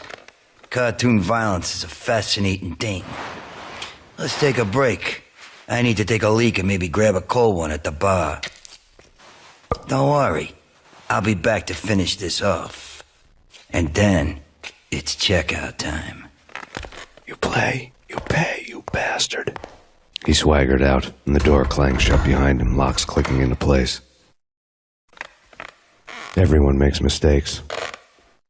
Mine hadn't been to crack jokes about the goon with the bat. He'd have cracked my skull regardless. It hadn't even been to trust a girl with a gun. I had blindly gone after the first bad guy on my hit list when I should have been aiming further up the ladder, at the head of the Punchinello family. I couldn't bring myself to be pissed at Mona. Guess I had a soft spot for a pretty face.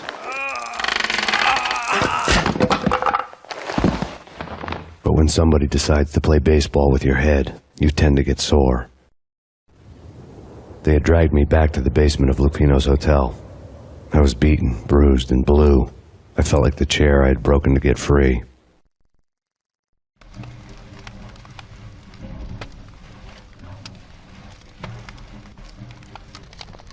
All I had was Niagara's bat, sticky with my own blood. Without a gun, I'd be no match for Frankie's men. I'd have to play hide and seek with them.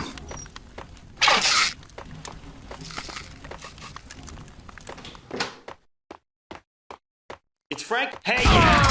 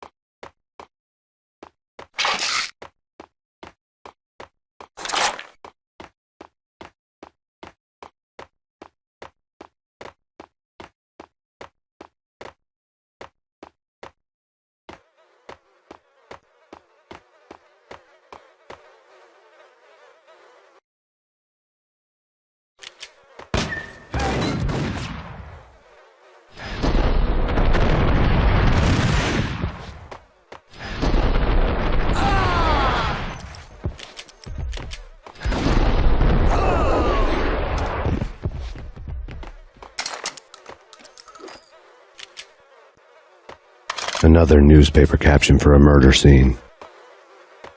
Frankie had left his calling card, a Captain Baseball Bat Boy strip, next to a sewer passage filled with bodies. You'd better not mess with Captain Baseball Bat Boy. Even my archenemy, Bicycle Helmet Girl, swoons at the sight of me. Aha! There were enough corpses to put a mass murderer to shame.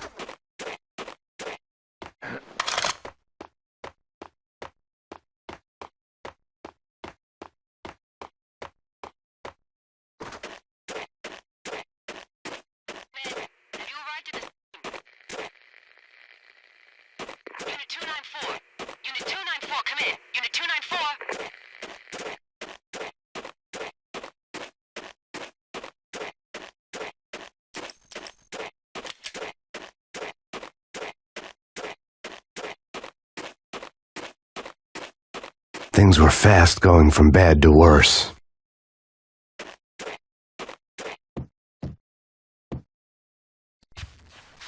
The men in blue had come and gone. They had decorated the place with chalk outlines and tied it together with yellow tape. The cops who had stayed behind were dead. Frankie, his boys, and I had the place all for ourselves.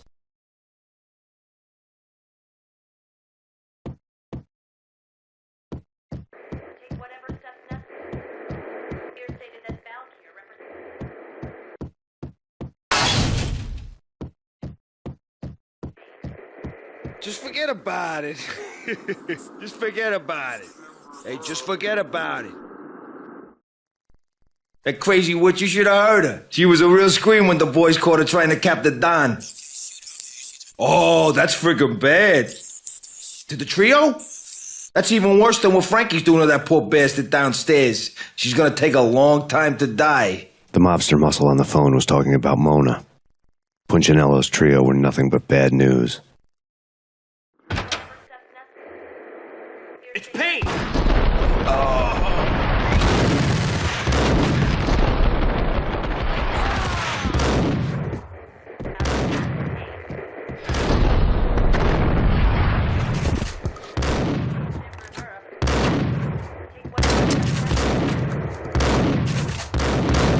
More evidence that Punchinello didn't like me much. The fact remains that all the victims so far identified in the Ragnarok shooting have been known criminals, many of whom had large doses of V in their blood. Reliable sources say that Max Payne was also among those killed, although no body has been recovered at this time. Reliable sources. That meant somebody thought the mafia had me and didn't want the cops snooping around anymore. The body would be delivered to them barely recognizable. Case closed. Don Punchinello had the power to be that reliable source, which was no news. But his news was old news.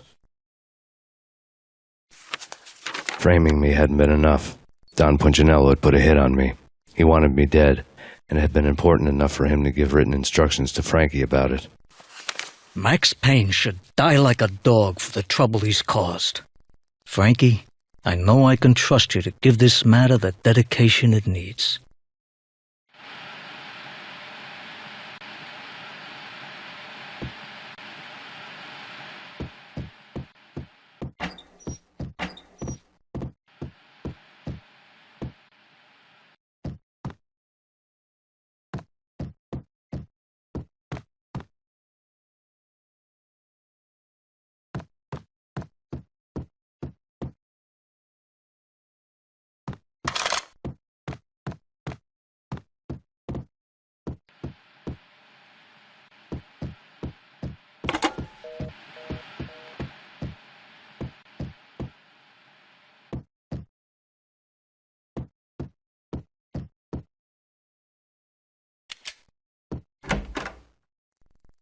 The hotel bar was fast developing quite a history. True to his words, Frankie was there, having a beer. Jesus Christ. How the hell did you get loose? Got bored waiting.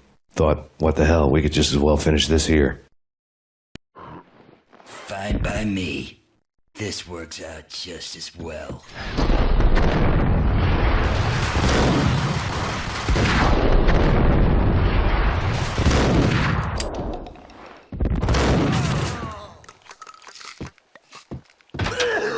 Hold it!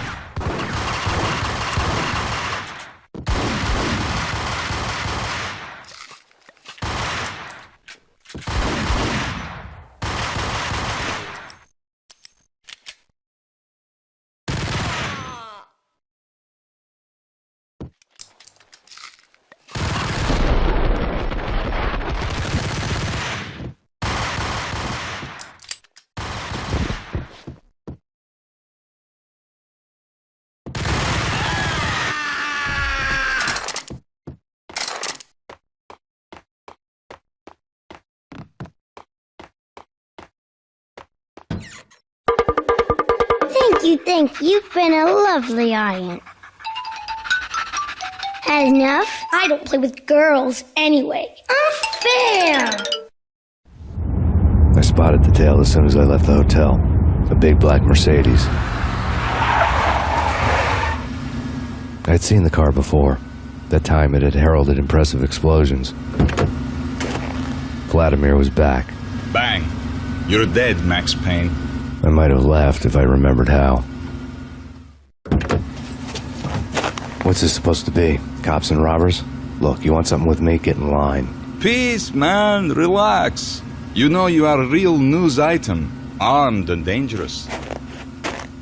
I am going to make you an offer you can't refuse. I've always wanted to say that. It's a bum rap. I've been framed. That's a moot point. Whatever you did or did not do, I'm sure you had good reason for doing it. Want to hear me out? I'm listening.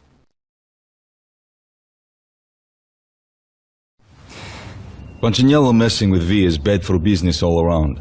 But that's not all. There is this guy, Boris Time, used to pull jobs for me. He's the captain of the cargo ship Charon. Now the bastard turncoat has gone over to the other side, Punchinello's. The ship's loaded with high-res hardware, guns, my business. If Punchinello gets hold of that cargo, he's won and I have lost. And you'll have your work cut out for you. If you want to get to Punchinello, you need heavy-duty persuaders. I am just the man to get them for you. Change the ship back under my flag, maybe pop 2 in the traitor Dime's head while you're at it. You'll get enough guns to start the apocalypse. You in or out? Let's get this show on the road. Vladimir was one of those old-time bad guys with honor and morals, which made him almost one of the good guys. None of us was a saint. The Brooklyn riverfront was a maze of rusty containers, sharp-boned cranes looming up from the snowstorm. On a night like this, you couldn't help but think of the dark army of dead men sleeping with the fishes, cement shoes in line. No Minotaur lurked in this labyrinth, but somewhere out there, on the clanking deck of his cargo freighter, the skipper of the Chiron was waiting, like the ferryman of the river Styx.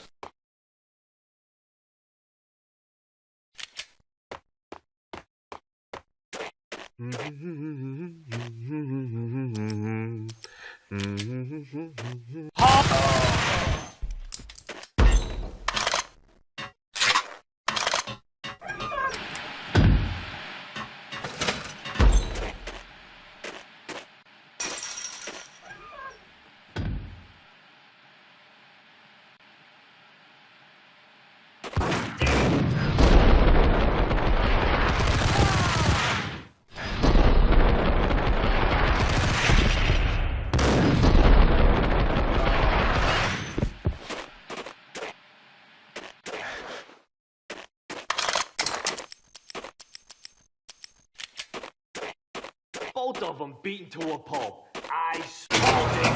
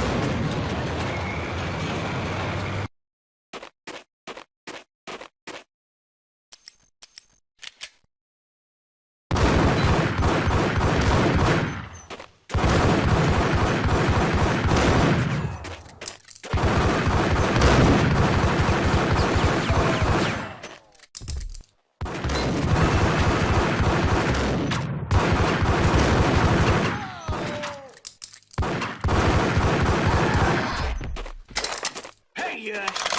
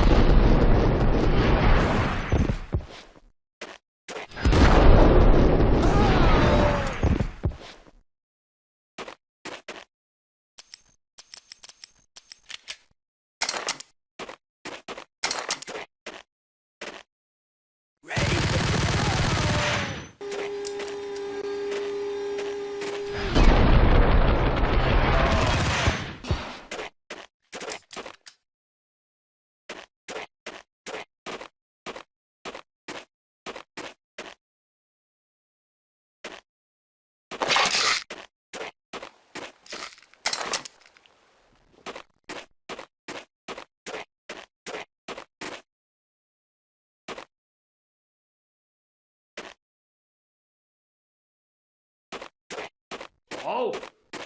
Rico Muerte? This way! In here!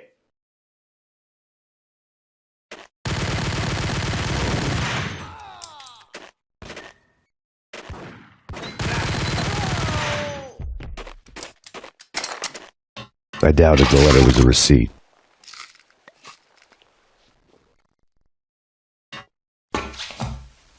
Rico Muerte had come to town to do more than just sort out family troubles. Exhibits number 1, 2, and 3. A briefcase of money, a sniper rifle, and an envelope with one word neatly printed on a folded piece of expensive paper. Mayor. It didn't sound like a mafia contract at all. It was too cold and too to the point.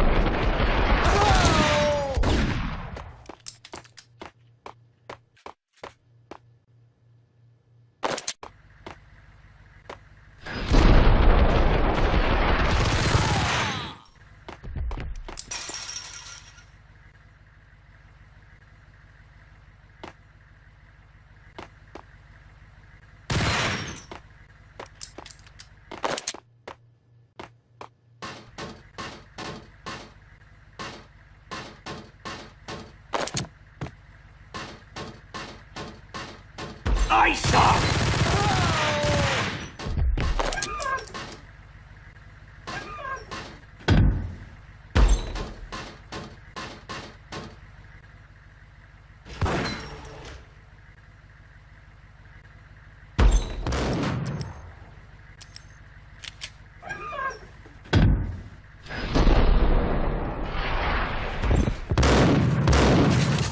I had found Boris Dime's ship.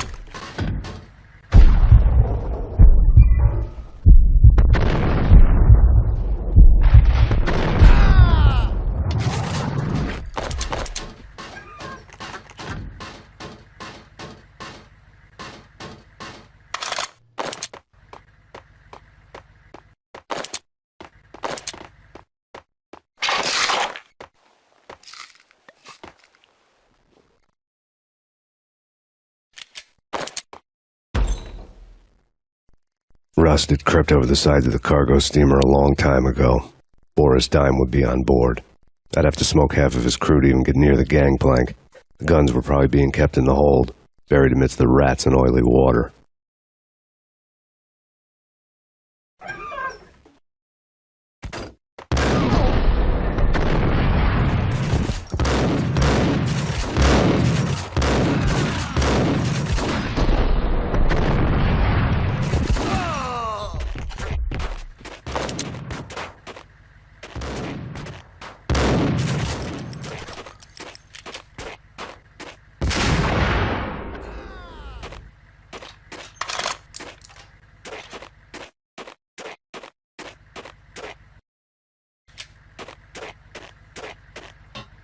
What the hell?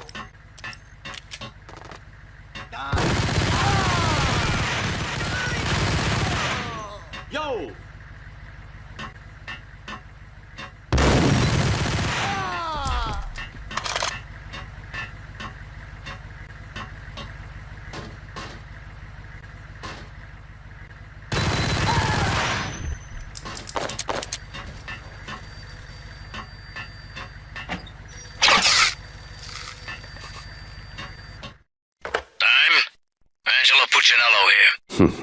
Angie, tell me, how much did Dime cost you? I bet it was more than his name. Max Payne. Right the first time. You're dead, punk. You sure you're not confusing me with Boris here? But you are right, of course. Pretty soon we should get together and have a talk. You son of a... Pissing Punchinello off was a dangerous game, but when people get mad, they make mistakes. I should know. That's where I wanted Punchinello, mad enough to trip over his own feet, preferably into a grave.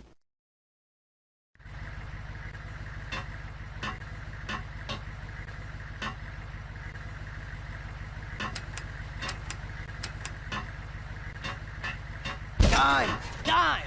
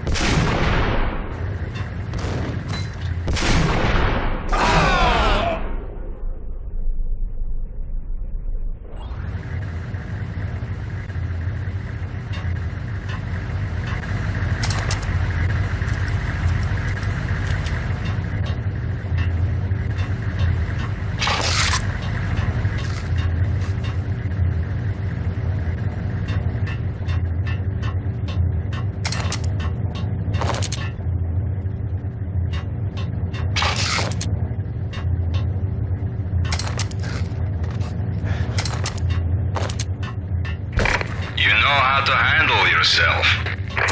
Anybody who says different is calling me a liar. Vladimir here.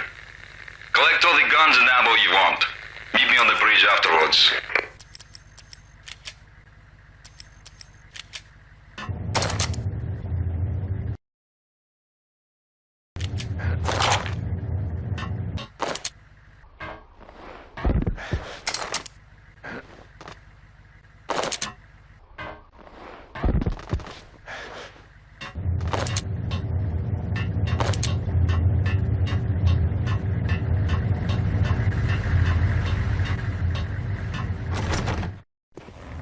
Did you get everything you need? Check.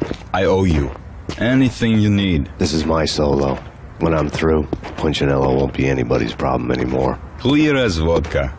But anytime you get between a rock and a hard place, just whistle.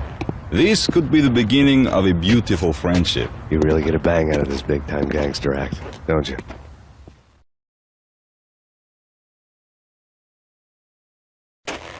Even with all this firepower, I figured I couldn't get to Punchinello at his manor.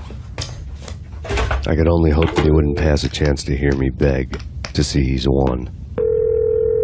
This is Max Payne. I want to cut a deal. Payne, you're a dead man. That's what everybody keeps telling me. I got your ship and her cargo. I want to meet. No pain, no gain. Capiche? You know my restaurant? Yeah, I know it. 1 hour. Punchinello's restaurant had seen better days. Snow was falling like ashes from post-apocalyptic skies, but that was outside. Things would soon get hot in the Don's restaurant. I knew it was a long shot, Angelo Punchinello actually showing up, but there was no crime in hoping.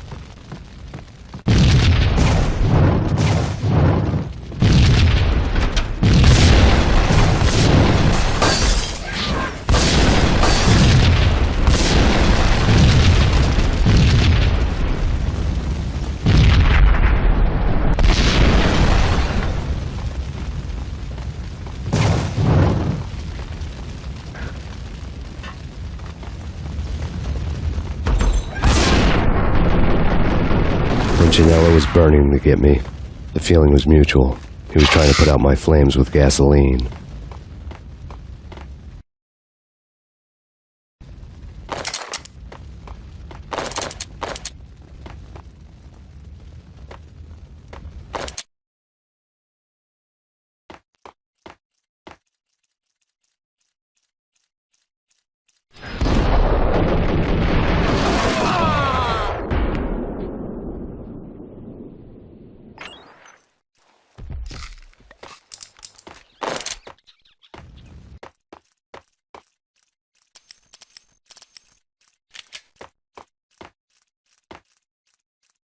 The mobsters have been guarding a real treasure, the way out of this disco inferno.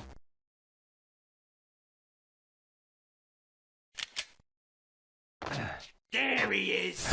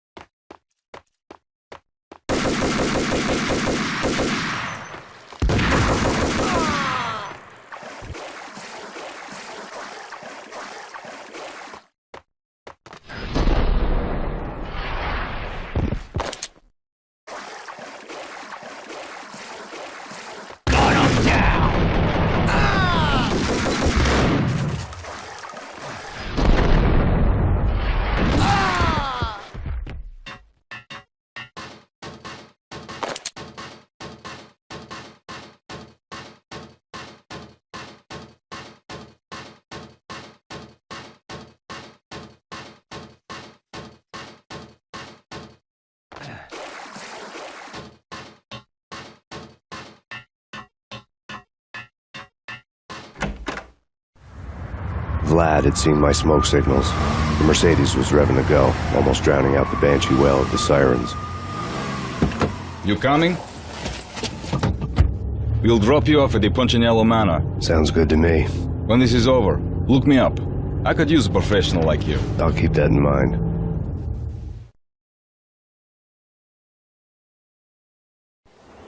The night groaned with cold. The garden lights flickered nervously. In their light, the falling snow was dead white before the darkness ate it up. I had heard the stories. The trio were mad dogs. They'd have hung the heads of their enemies over the manor gates if the capo had only let them. Punchinello wanted pain. He'd see the pain. The trick in my situation was that there was no trick, no matter what the movies tell you. No rules, no secret mantra, no roadmap. It wasn't about how smart or how good you were. It was chaos and luck, and anyone who thought different was a fool. All you could do was to hang on madly, as long and as hard as you could.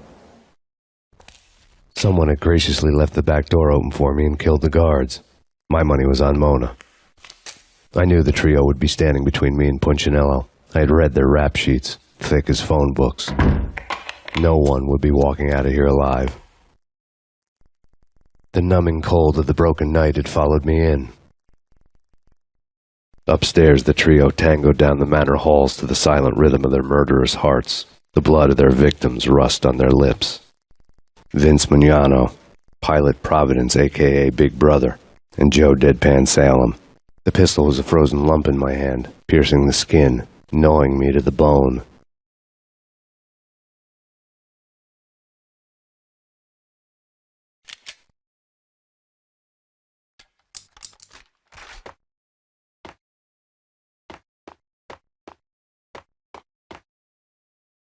Max Payne!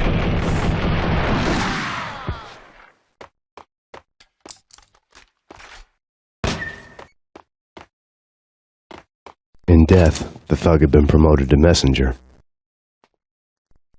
Someone hadn't enjoyed the Don's hospitality. Someone with a flair for the dramatic. Someone who had let herself out of a locked cell and past a couple of armed guards. My thoughts were on Mona again. I could only hope she was a good enough gambler to walk away while she was still winning, before she'd run into the trio.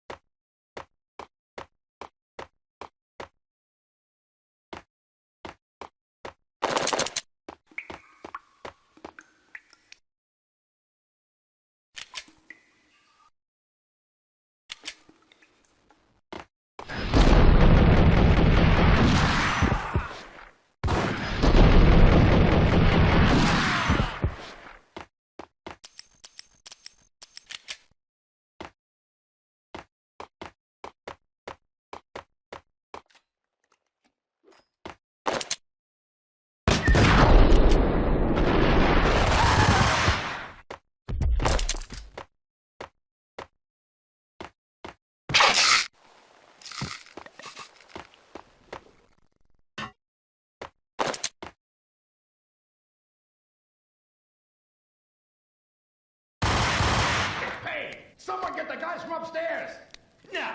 No one's going anyplace. Too late for that. He walks in, we waste him. Vinny and Joe and Pilot won't get the credit for this kill.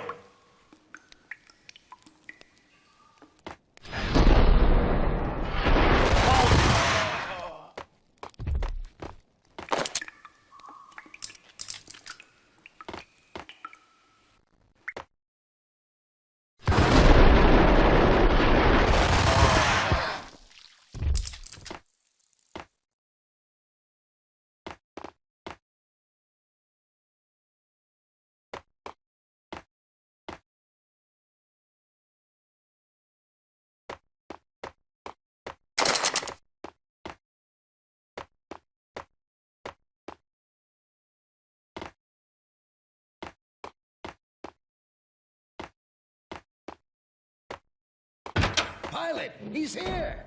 It didn't take me long to run into the trio.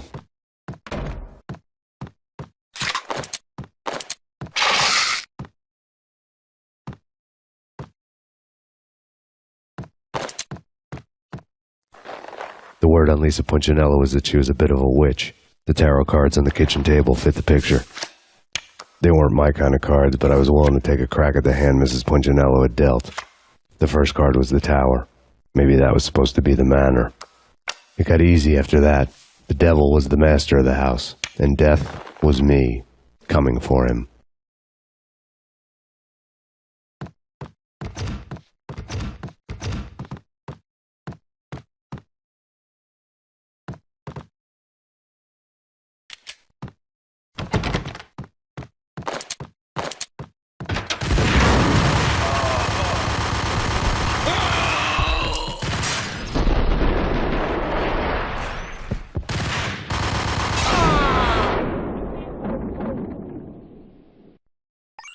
One down, 2 to go.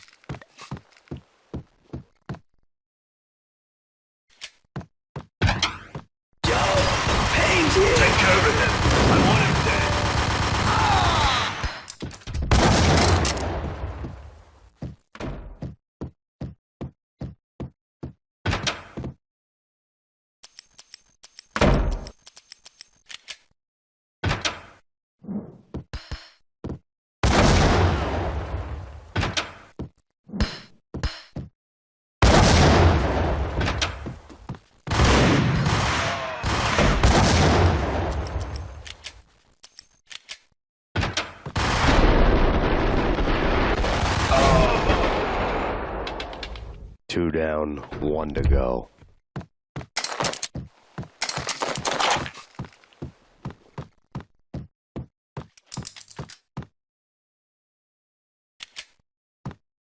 Payne!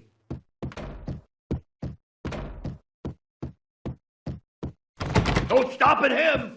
This will. This'll stop anything. Take cover.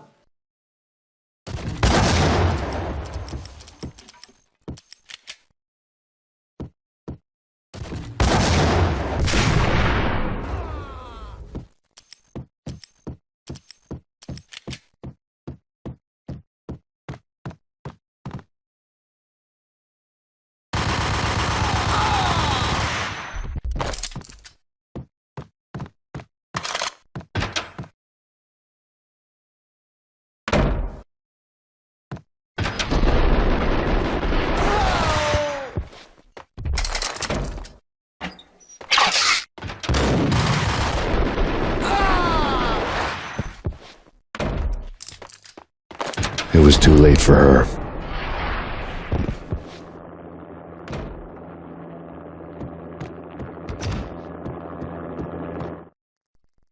You're a real angel, Max. I couldn't tell whether it was Mona or her sister. The body was a mess. The sick bastard had really gotten a kick out of it. Seeing her lying there got me thinking about another woman's body on another bed. Got me thinking about a fallen cradle.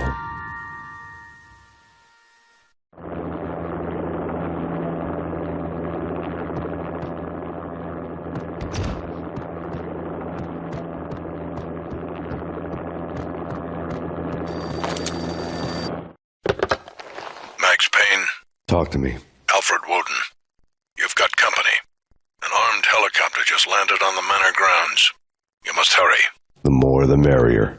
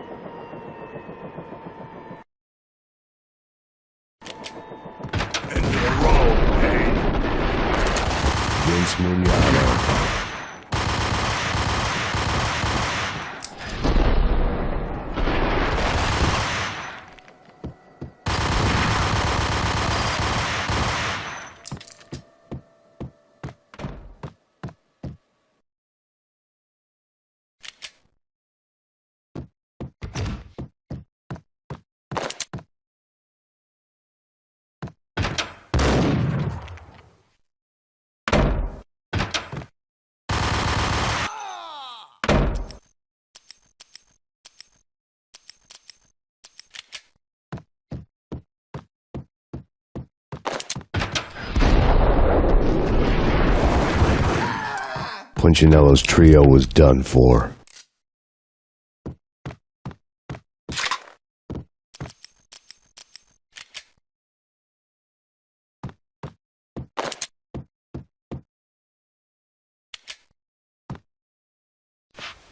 Outside my door. Hurry. He's coming for me. You gotta hurry. Please. I could hear Punchinello on the phone begging for help. He should have been saying his goodbyes. Punchinello was a pushover. The moment I stepped into the room, he folded like a deuce before a royal flush. No, wait. I was just doing what I was told. I couldn't refuse. She's someone high up. Government, maybe. I don't know. He was trying to buy more sand for his hourglass. I wasn't selling any. No, I told him nothing.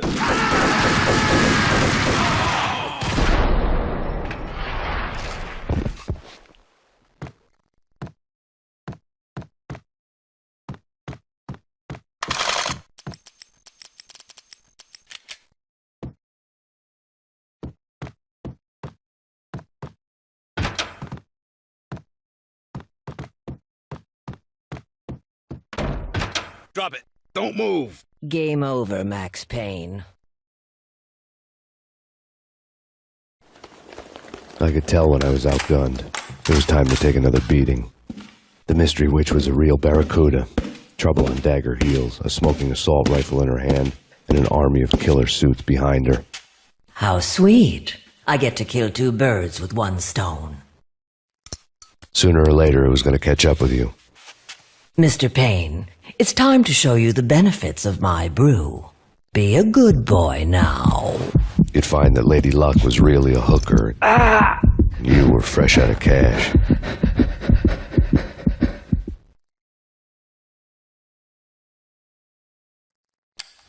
Gentlemen, we're done here. Take me to Cold Steel. She had just given me an OD of Valkyr. I could feel green fire eating my brains.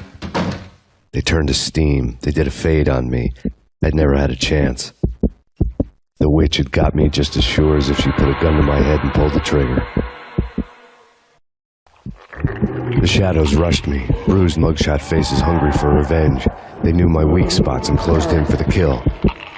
The floor turned into a vortex of green blood. I fell. The flesh of fallen angels.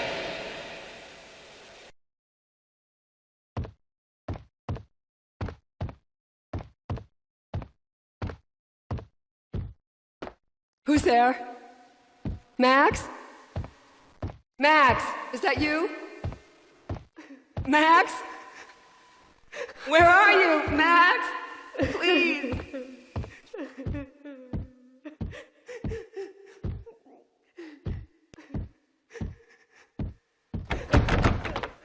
No, please, Max, no. I'm sorry. Please don't, Max, no. Please.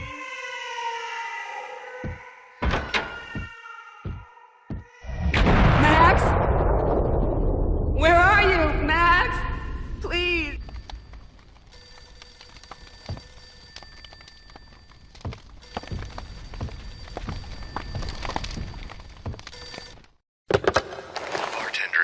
stuff, and dreams are made of stooped necromancers. He sings like a banana wrist, having strayed too close to the constellations on their shaved skulls. There was a bad line in a prank call. Someone spouting insane babble. I couldn't make sense of it. But I had an overwhelming sense of deja vu. The caller's voice sounded oddly familiar.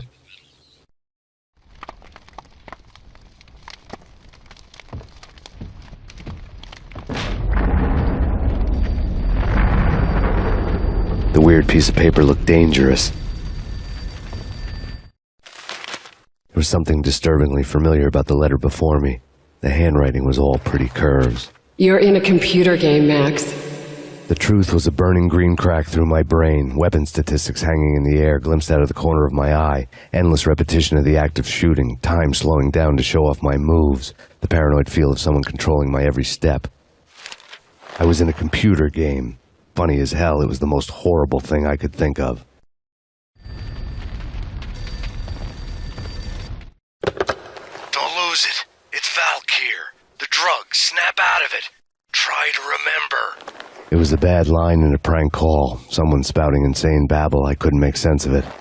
But I had an overwhelming sense of deja vu, and the caller's voice sounded oddly familiar.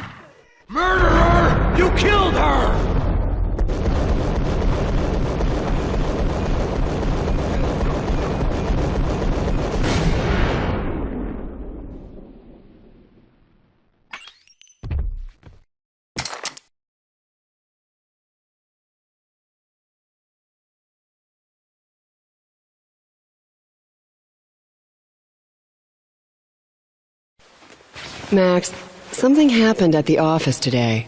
A strange memo. Something about Vikings. Honey, I gotta run. You can tell me all about it this evening. Have a nice day, darling. The bullet holes were rubies on her chest, blood glowing on her ivory skin. She was so beautiful.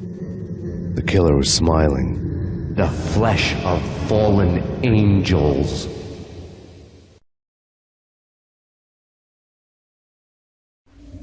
Slowly, the green nightmare faded, leaving dark stains on my soul that would never come off. I felt like flatlining. I was all shook up. I woke up in a cold sweat, sick and tired to the bone, lying in a puddle of my own puke. The hag had said take me to Cold Steel before it had all gone crazy. It was a clue. The only one I had. It took me forever to crawl back to my feet and hit the road, but when I did, I drove straight to Cold Steel Foundry outside the city. There was a whole lot of action around the place for a freezing winter night. Trucks coming and going, men running. I had the drop on the mystery witch. She thought I was dead. I was on her blind side. I was going in. The bad trip had put me in a crazy mood, adrenaline pumping through my aching veins. Staggering on the mill roof in ice and snow and wild wind, I was a ninja. My kung fu was strong. I wasn't kidding anybody. At best, I was Superman on Kryptonite about to fall through a skylight, down to where it was all going down. A half-abandoned industrial area in the middle of nowhere. The factory was a perfect front for any number of illegal activities.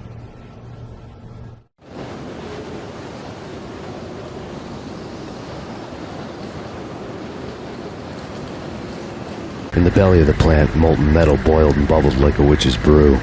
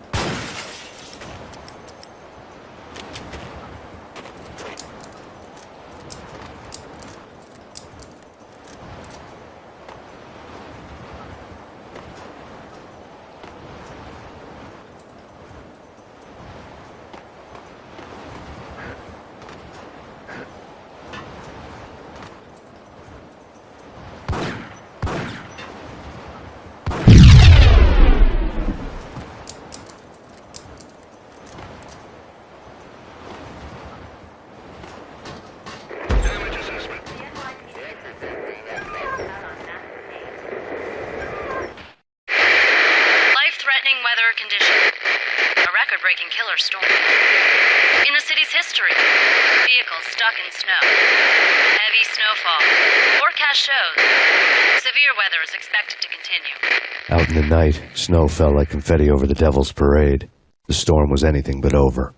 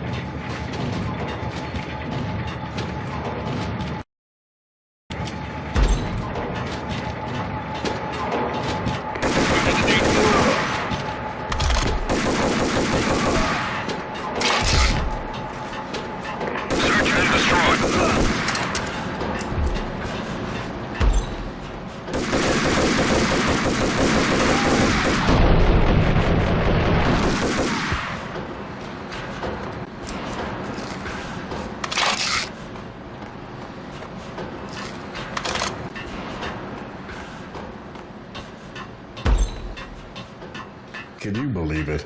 I bet they sleep with their... Perimeter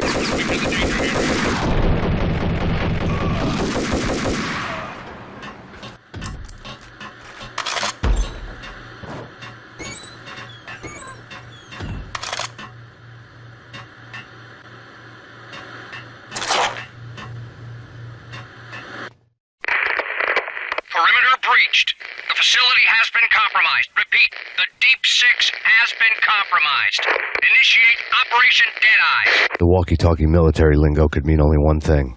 They were getting ready to destroy the evidence and vanish into the night. I was so close. The hidden truths were just around the corner.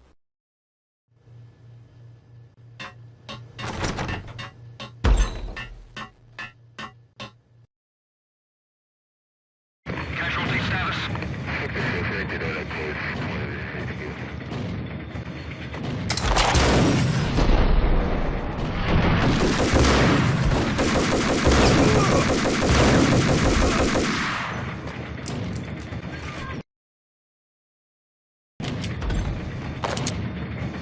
The folder on the table told a grim tale.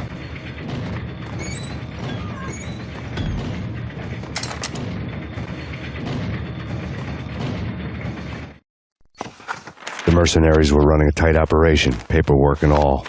Merchandise missing again. A chemist had tried to smuggle it out for his own private party. Locked him up in cell B7 in D6's old test facility to wait for proper processing.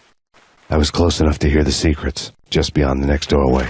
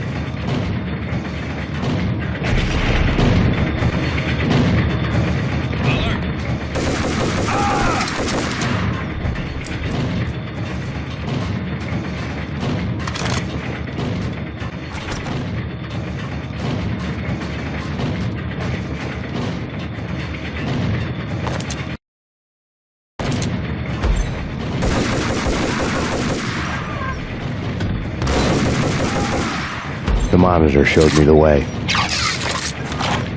Processing diagrams filled the control room screens, all but one. An elevator titled D6 on one of the screens, somewhere onwards, past rows of ovens, in the core of the plant.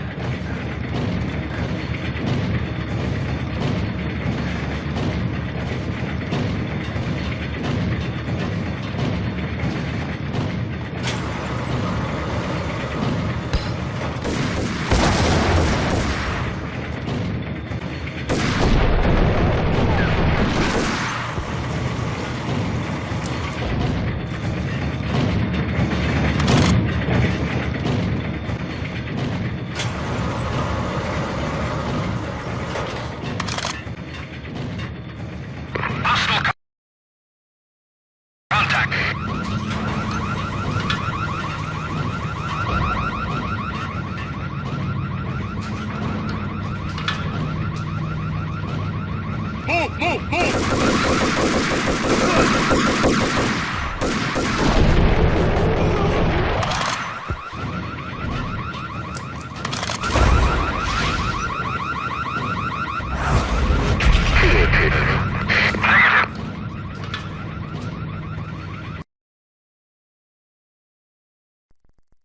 I had taken on the role of the mythic detective, Bogart as Marlowe or as Sam Spade going after the Maltese Falcon to unravel all the mysteries.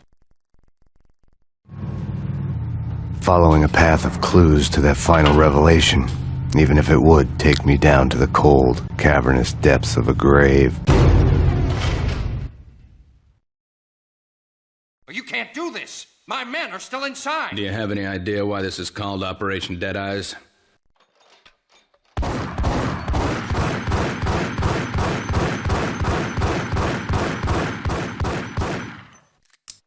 I think he's dead already. Let's do it.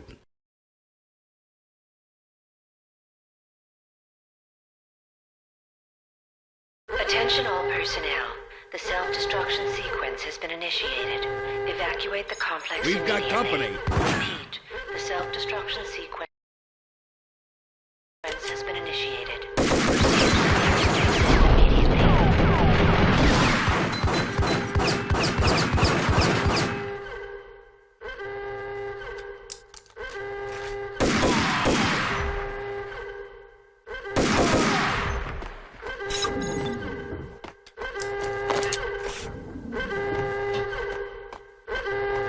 I had seen the logo on the floor before. There was an old army bunker under the steel mill. I knew the military plaque on the floor.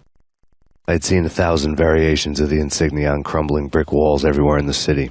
The sword replaced by a syringe. Project Valhalla, V for Valkyr, V for Valhalla. All of a sudden it read like a crackpot conspiracy theory.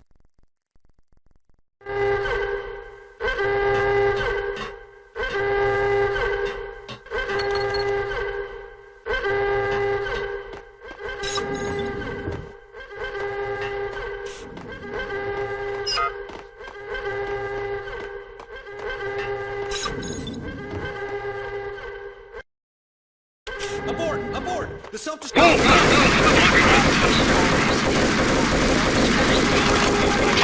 Proceed to the nearest exit immediately.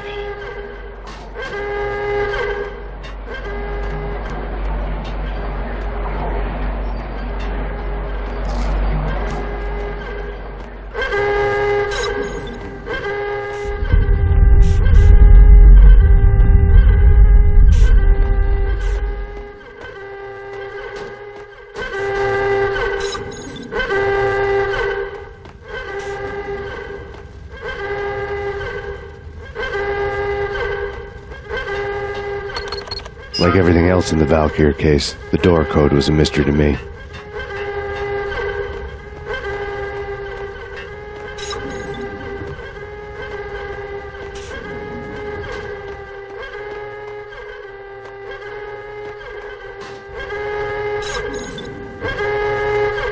The chemist had been using the workstation when he died. The half-life of the lab rat had ended online, his password blinking on the screen. 665. The neighbor of the beast.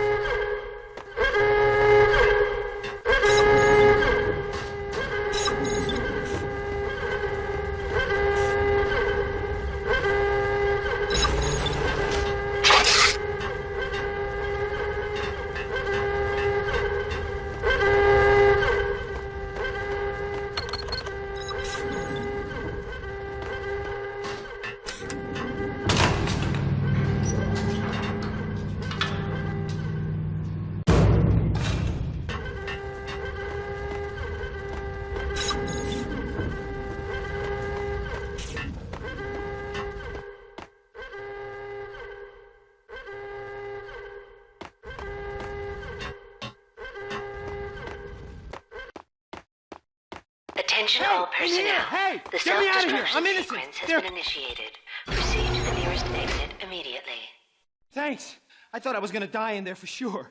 I need you to get me through the decontamination chamber airlock. You're crazy. No way. The place is blowing up, for Christ's sakes. Either that or back to the cell. Your choice. Okay, I'll do it. I'll do it.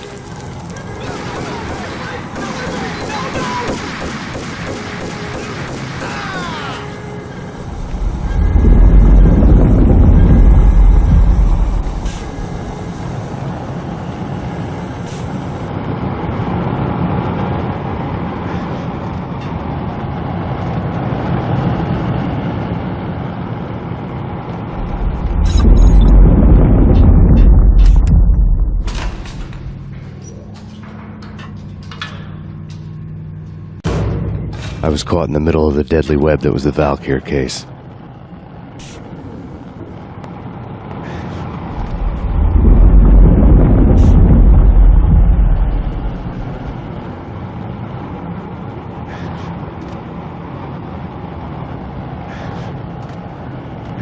One of the lab terminals had the project logo on the screen.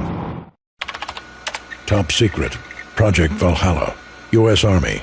Yggdrasil Network. Valhalla, the otherworldly place in Norse mythology where the bravest heroes spent their afterlife feasting and fighting forever, their wounds miraculously healed night after night. Valkyr, the maidens who chose the most courageous Viking warriors and carried them to Valhalla. 1991. The research objective is to create a chemical substance to enhance the stamina and morale of infantry troops. 1995. Results unsatisfactory. Project cancelled. Someone had decided to continue the sick experiment unauthorized. Project compromised. Data leak. Fix the damage by any means necessary. Security clearance red. Authorized by the project lead. Field test. Double the dosage for all the remaining test subjects. Observe and record the subject's behavior in an urban setting. The drop-off point was my old address in New Jersey. The file dated 3 years ago. Just when you thought you had reached the deepest depths of horror, it suddenly got worse. How to turn off that small voice inside your head that started to whisper that you should be glad that now, if not before, your revenge was justifiable on any conceivable moral scale. That small voice proved, beyond any doubt, that I was damned. The dagger-heeled woman had come and gone a long time ago. There was nothing more for me here. The bunker's name was acting as a self-fulfilling prophecy.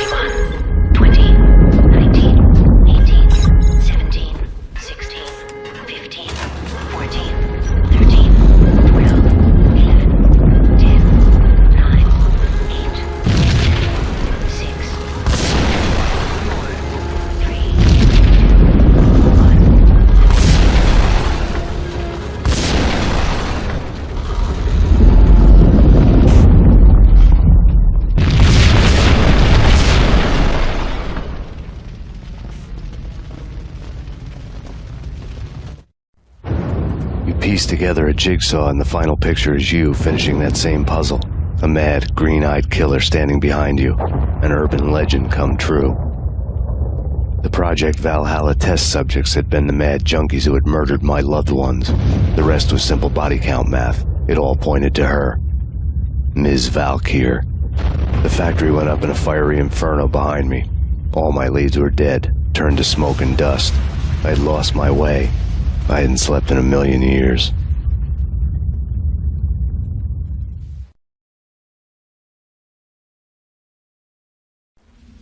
I felt thin as death. I'd been living on an endless supply of week-old donuts. They were fuel for this crazy furnace inside my head. I couldn't remember when I had last seen the sun. I was on a permanent graveyard shift. When the darkness fell, New York City became something else, any old Sinatra song notwithstanding. Bad things happened in the night, on the streets of that other city. Noir, York City. I was in an all-night diner, downing cup after cup of coffee that tasted like engine oil, when a new message from BB got me back on the killer track. What the hell happened at Roscoe Street? Maxie, I'm going out on a limb here. We need to talk this through, come up with a plan. 2:30 a.m., the Choir Communications Garage. The more I thought about Alex's murder and the frame-up, the more it felt like an inside job. I should have seen it coming. BB had sold me out, and now he wanted to finish what he'd started. The garage was dead. BB showed up in his tailor-made suit, gold watch and cufflinks to match, all way beyond a cop's pay. Maxie. Oozing suave charm, he was guilty as hell. What the hell does BB stand for anyway? Backstabbing bastard? Come on, don't be like that. Have a cigar. I don't smoke. Maxie, you have no idea how big this is. It's huge. You have no idea. I think I do. You're a bribe-taking bent cop who sold out his partner. Those mobsters in the subway were a dead giveaway. Hard to miss. Bet it was exactly like this with Alex. Up close and personal. You can't win this one, Max. No, but I can make damn sure none of you do either. BB turned out to be another cardboard cutout bad guy.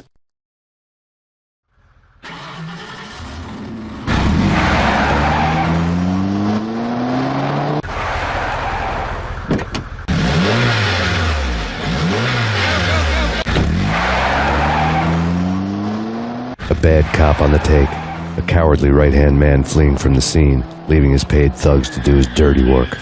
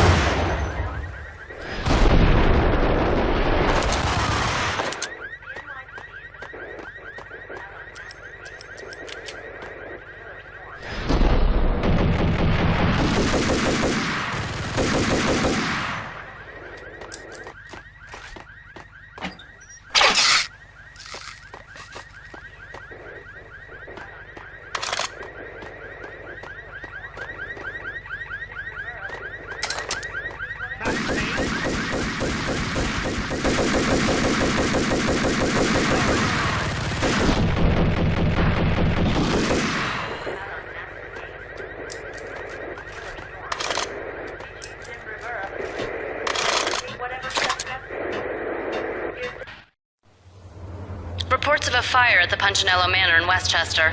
The manor is the home of Angelo Punchinello, the alleged head of the Punchinello crime family.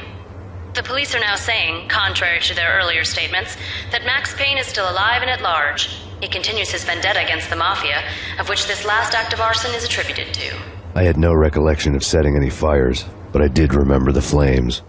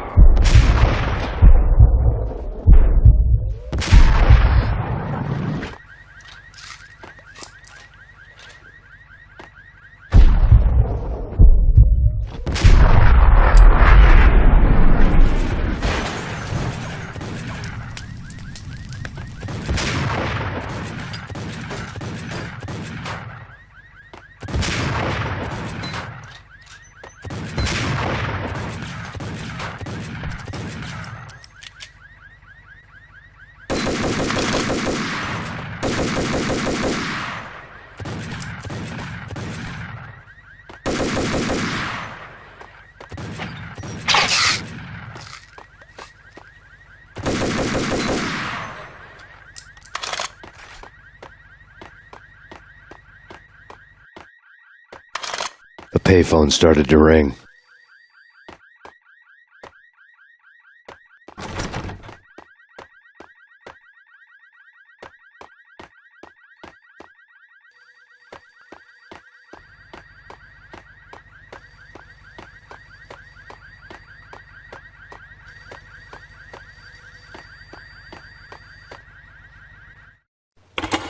Yeah. Max Payne, Whatever does it for you. This is Alfred Woden. I can give you the name of your enemy. Come to the Asgard building presently. We are expecting you.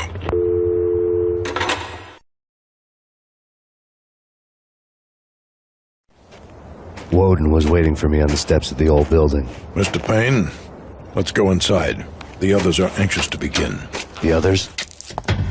Despite the general misconception, this building actually predates the City Hall by 2 years, thus being the oldest municipal building still in use here at the foot of the Brooklyn Bridge. No kidding. The old man played tour guide as he led me through a dark domed hall. The answers I was after loomed large ahead. Mr. Payne, I would like to introduce you to my colleagues in what we call the Inner Circle. You've been watching too much X-Files.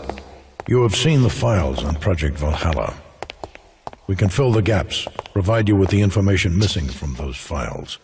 We were all involved in the early stages of the project during the Gulf War. What's the catch? We would very much like to blow this thing wide open, but our hands are tied. Her name is Nicole Horn. She was the key figure in Project Valhalla. When the funding was discontinued, she simply refused to quit. She knew exactly what she had in her hands. Nicole Horn is the president of Acer Corporation. She has more than half the city in her pocket. This must be kept under wraps. If you try to go public with this, we will deny any knowledge. We need you to take her out. Afterwards, we can protect you. Make all the charges go away. That was the cue for the killer suits to kick in the doors and swarm inside.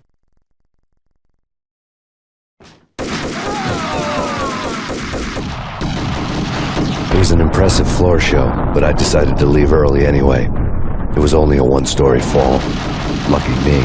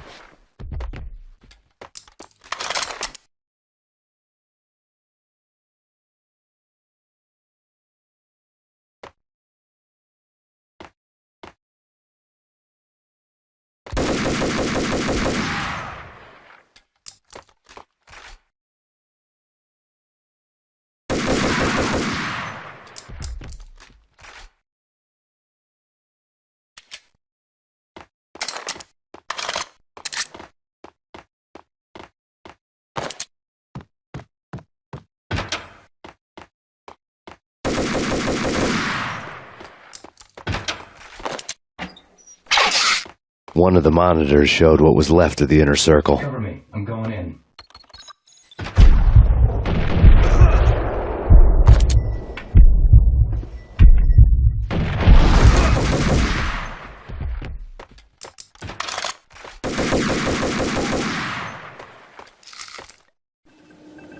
On screen, the so-called corpse of Alfred Woden stood up, miraculously waking from his dirt nap, looking smug among his dead pals. In the land of the blind, the one-eyed man is king. I didn't know how he'd pulled it off, but it was a pretty slick way to get out of all his promises. Most of what he had said fit too well to be a load of crap.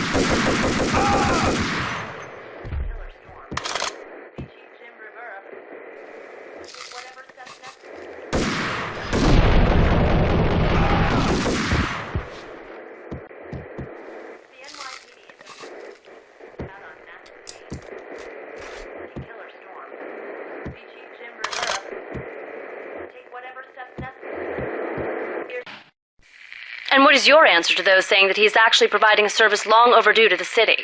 This crusade nonsense has gone too far. He's out of control. It must stop. He will be stopped. That was Deputy Chief Jim Rivera from the New York City Police Department.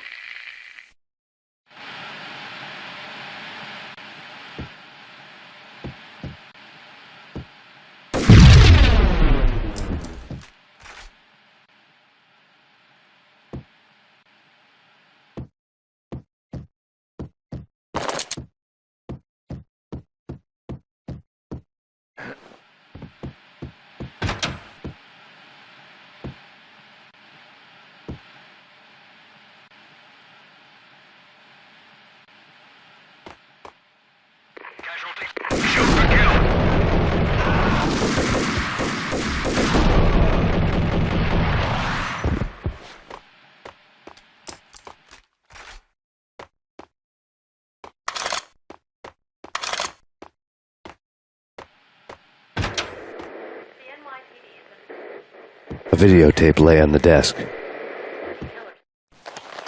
Nicole Horn had blackmailed the inner circle into silence. The tape came with a curt extortion note on a piece of expensive paper. I remembered Candy Dawn taping her clients in action on the side, selling the tapes to the highest bidder. I was sure that kinky sex was nowhere near Alfred Woden's worst sin, but I had a feeling that when this was over, any collateral would come in handy.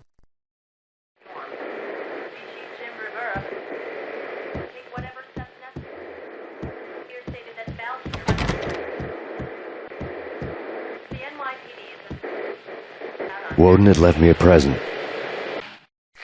Nothing seems to stop Acer Corporation's phenomenal victory march. Incredibly, the stocks are still rocketing. Worried experts already see a danger in the company's success. Some have gone as far as to say that Acer Corporation is about to become an even bigger monopoly than Microsoft ever was.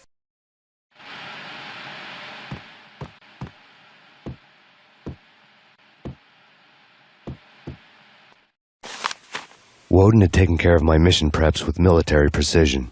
The critical areas in the Acer Corporation headquarters blueprints were circled in red. The president's office was at the top of the building, right below her penthouse suite. The elevators were controlled by a security computer, part of the mainframe located underground below the building.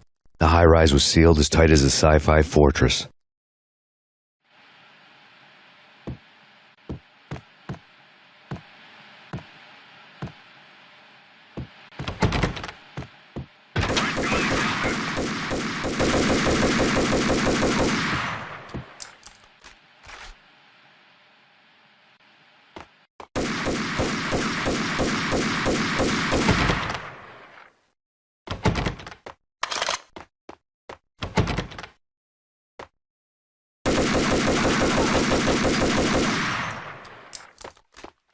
Move!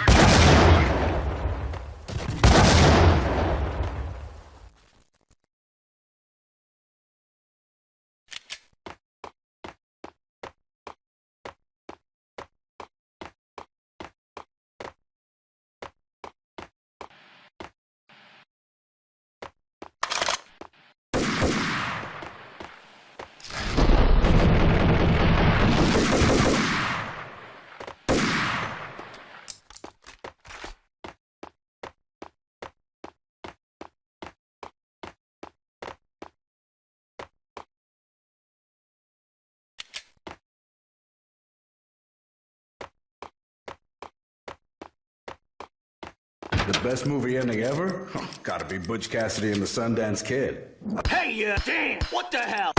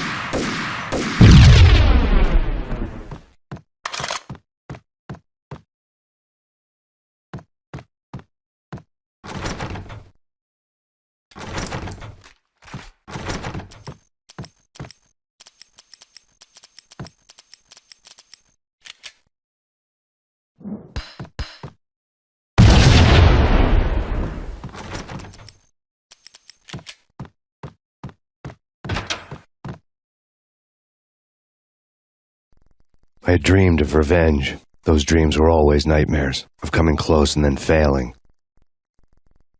Now I was close. I had a name to guide me, Nicole Horn. I had nothing to lose. The Inner Circle had quite a track record.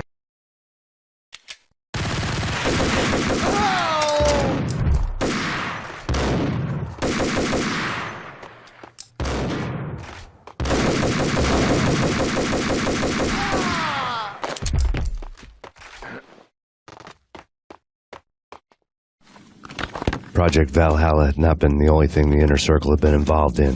There were rows of cabinets full of files.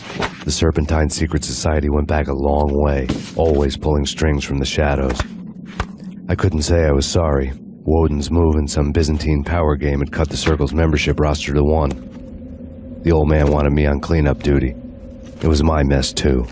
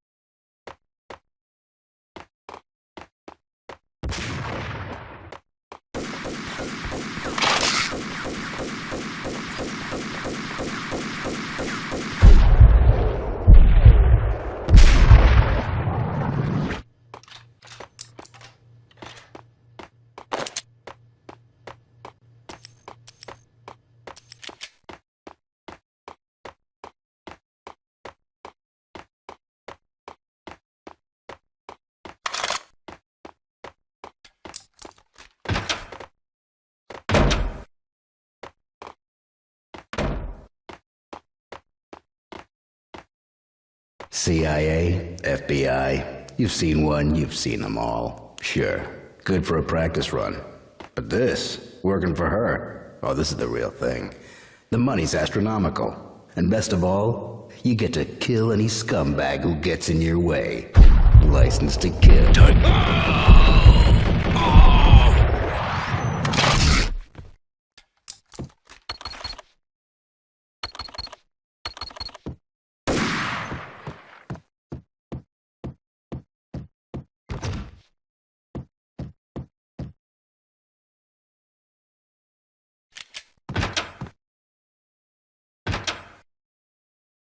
Take him down. Shoot to kill. Let's finish this.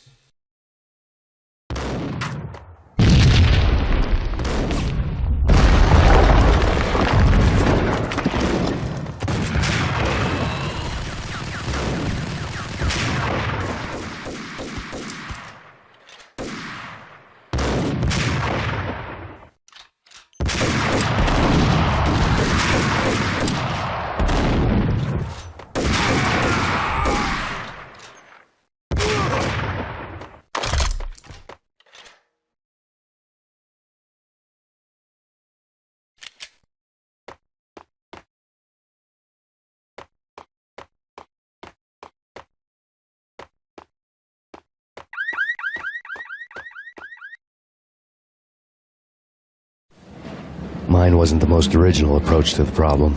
It wasn't as if it hadn't all been done before. An eye for an eye, the first principle of revenge. Old as dirt, still going strong. The cardinal rule in going after someone with an intention to kill was not to make it personal, which it almost always ended up being anyway. It did with me. I took my time, cruising around the city in the snow. There was no hurry. I knew what I had to do now. I took my time, thinking about it, building up the rage. When I was ready, I parked the stolen wheels at the front entrance of the Acer Corporation headquarters. Got out, got in, got cracking. I had a bullet with Nicole Horn's name on it. I had 10,000 bullets with the hag's name on them. She had ultra-high-tech security systems, enough mercenaries and weaponry to start World War III. There was no fear. New York disappeared behind a veil of snow. I had crossed the threshold. This was her domain, sleek and sexy and soulless, all glass and steel. A place of color-coded security keycards, metal detectors, and surveillance systems.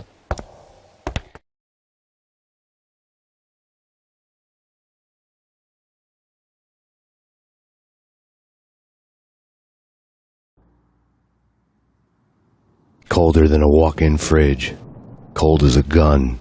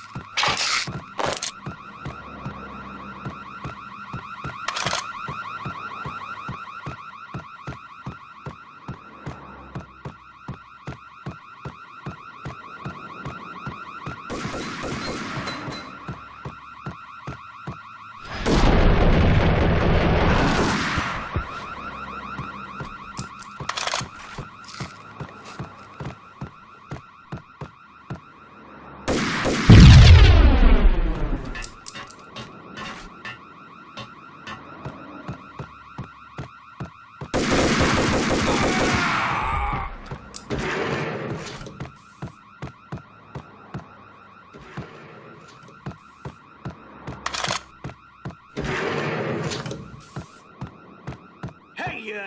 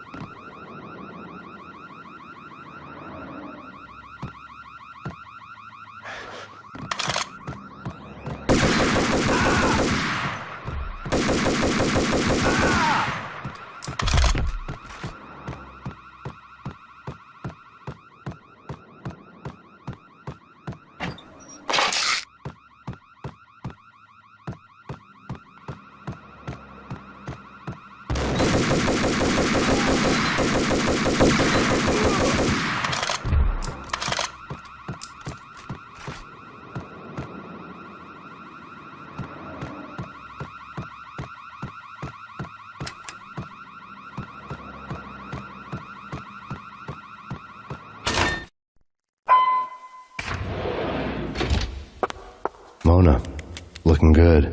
Max, we gotta stop meeting like this. It will be a cold day in hell before I let a narc cop stop me. Miss Sax, do your job. Relax, Max. You're a nice guy. I don't kill nice guys. You're not bad yourself. It was different when Horn wanted Punchinello dead, to cut her ties to the mafia. He deserved to die. The same goes with her. She's the bad guy here. Her sister was whispering to her in my favor. I knew the appetites of ghosts intimately. They hungered for revenge. No! A gunshot boomed and she fell down in slow motion. She was a nice girl, not really a stone-cold killer. And now she was stone-cold dead. Like religious fanatics or loyal samurai, Horn's private army was coming at me. I need backup. Max Payne located.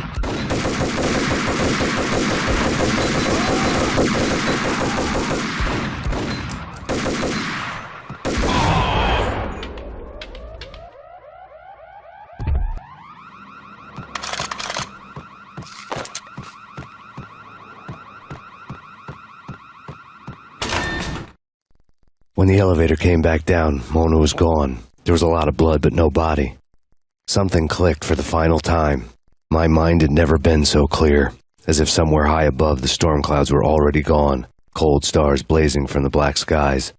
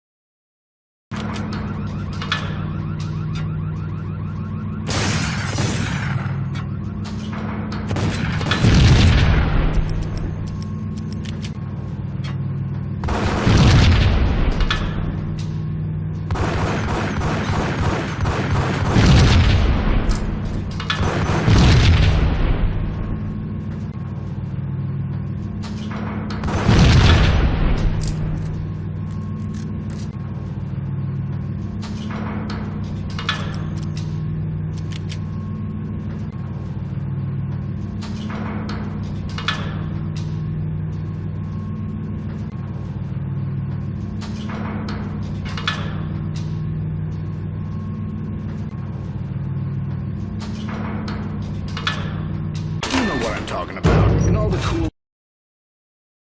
action movies, and I'm talking about the coolest of the cool. It always seems like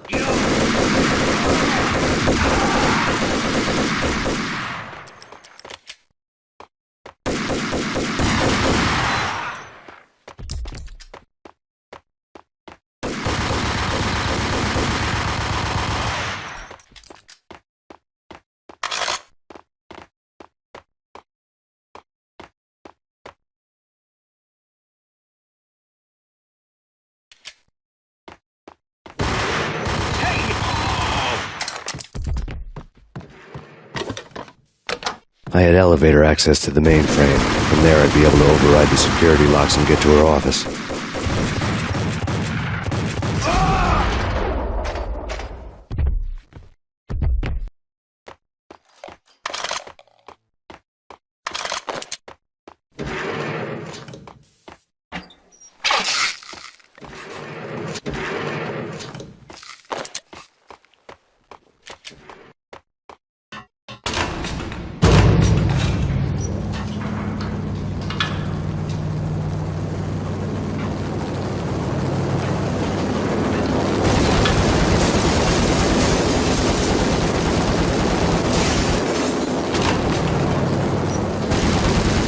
The unmarked chopper was Horn's pet guardian, inhuman and flawless. It was stalking me. I hate to be stereotyped. I'm not a cold-blooded killer. I'm a nice guy. I love my wife. I have 2 boys I'm very proud of. You just have to make me kill the bastard.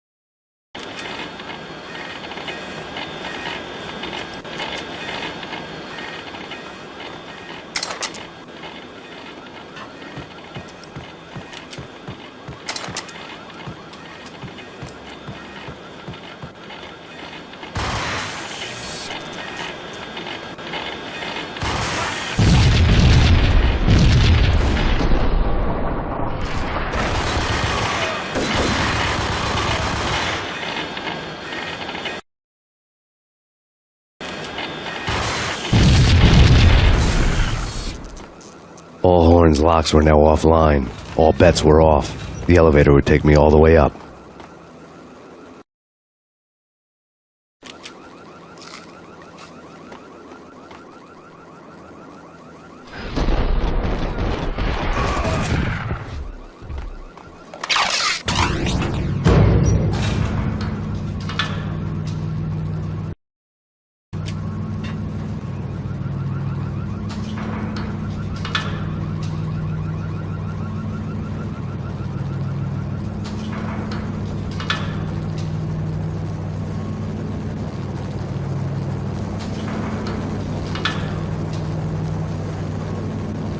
Seen from this height, the night seemed to stretch on to eternity. A hint of desperation had crept into the snowstorm, as if it was trying to get it all out before the end.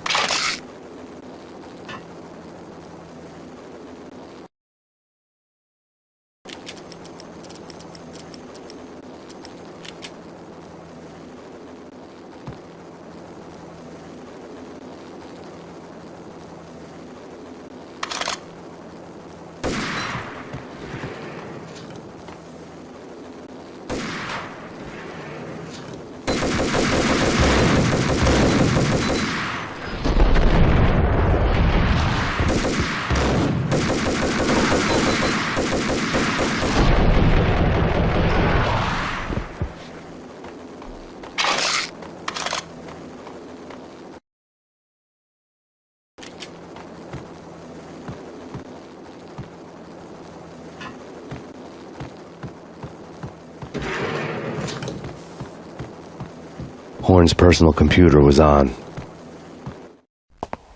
Next to the printer was a neat stack of expensive paper. Hacking through Horn's computer would have unearthed files of criminal plans, strategies for world domination, spy helicopter reports, illegal wiretap recordings, internet porno, all of the above. Take your pick. I really didn't care anymore. I had seen too much of it already.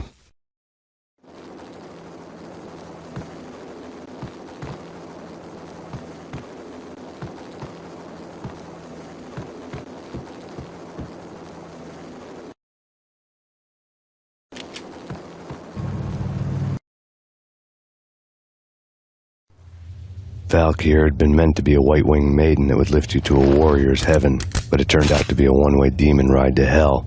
The devil was in the drug. I knew. I had met him.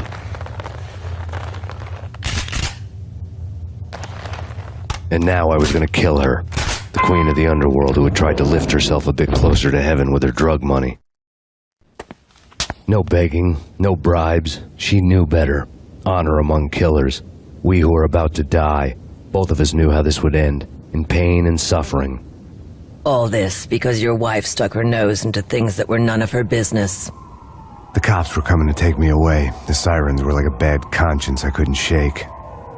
It's ridiculous you've made it this far. You won't be alive when they get here. Stop him!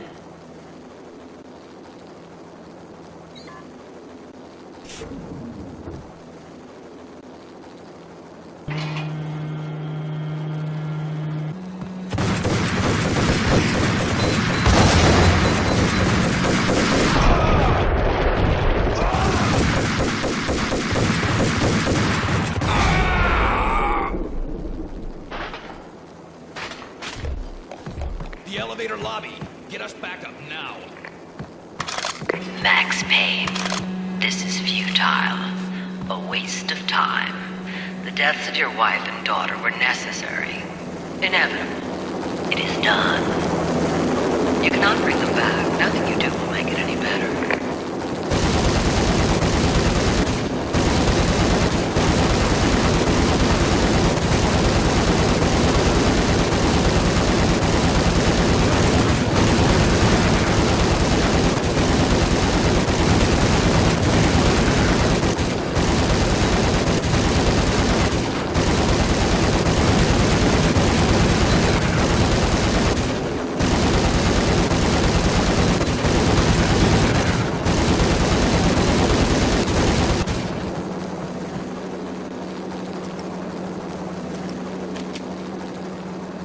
Max Payne, you are fighting a losing battle. You cannot survive this. You will die. Stop fighting. Make it easy for yourself. Accept your fate. You will die here.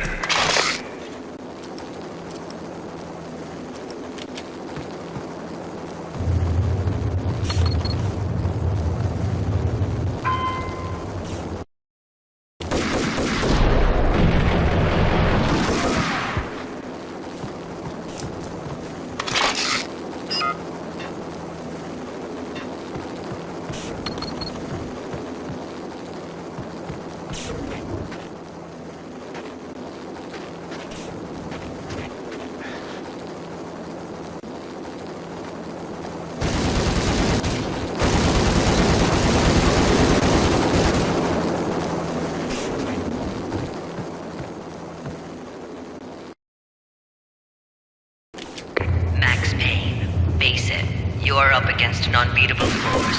You have already lost. You have lost. Only death will set you free from your pain. Accept it. Surrender. Give up.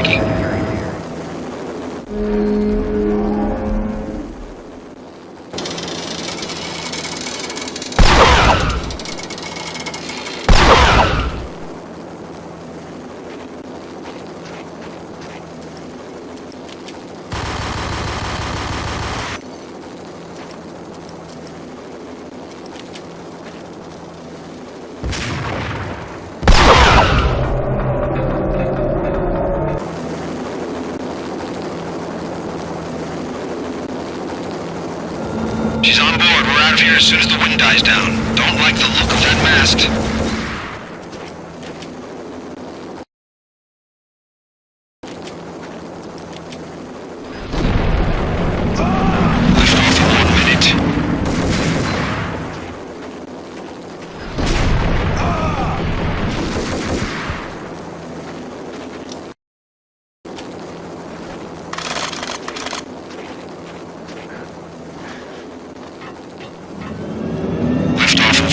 Seconds.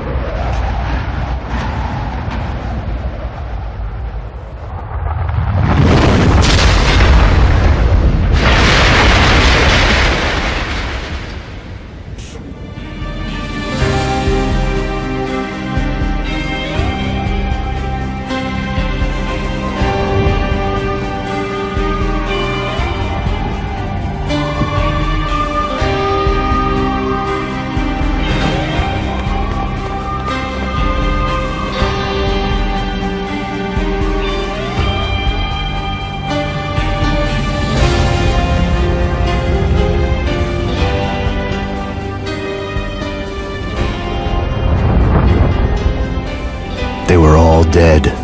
The final gunshot was an exclamation mark to everything that had led to this point. I released my finger from the trigger. And then it was all over. The storm seemed to lose its frenzy. The ragged clouds gave way to the stars above. Max Payne, this is Deputy Chief Jim Bravura from the NYPD. We've got the building surrounded. Throw down your weapons and lie down with your hands behind your head. A bit closer to heaven.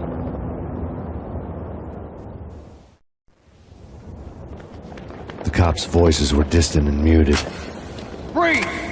NYPD! Hold it right there! My ghosts released me from their haunting.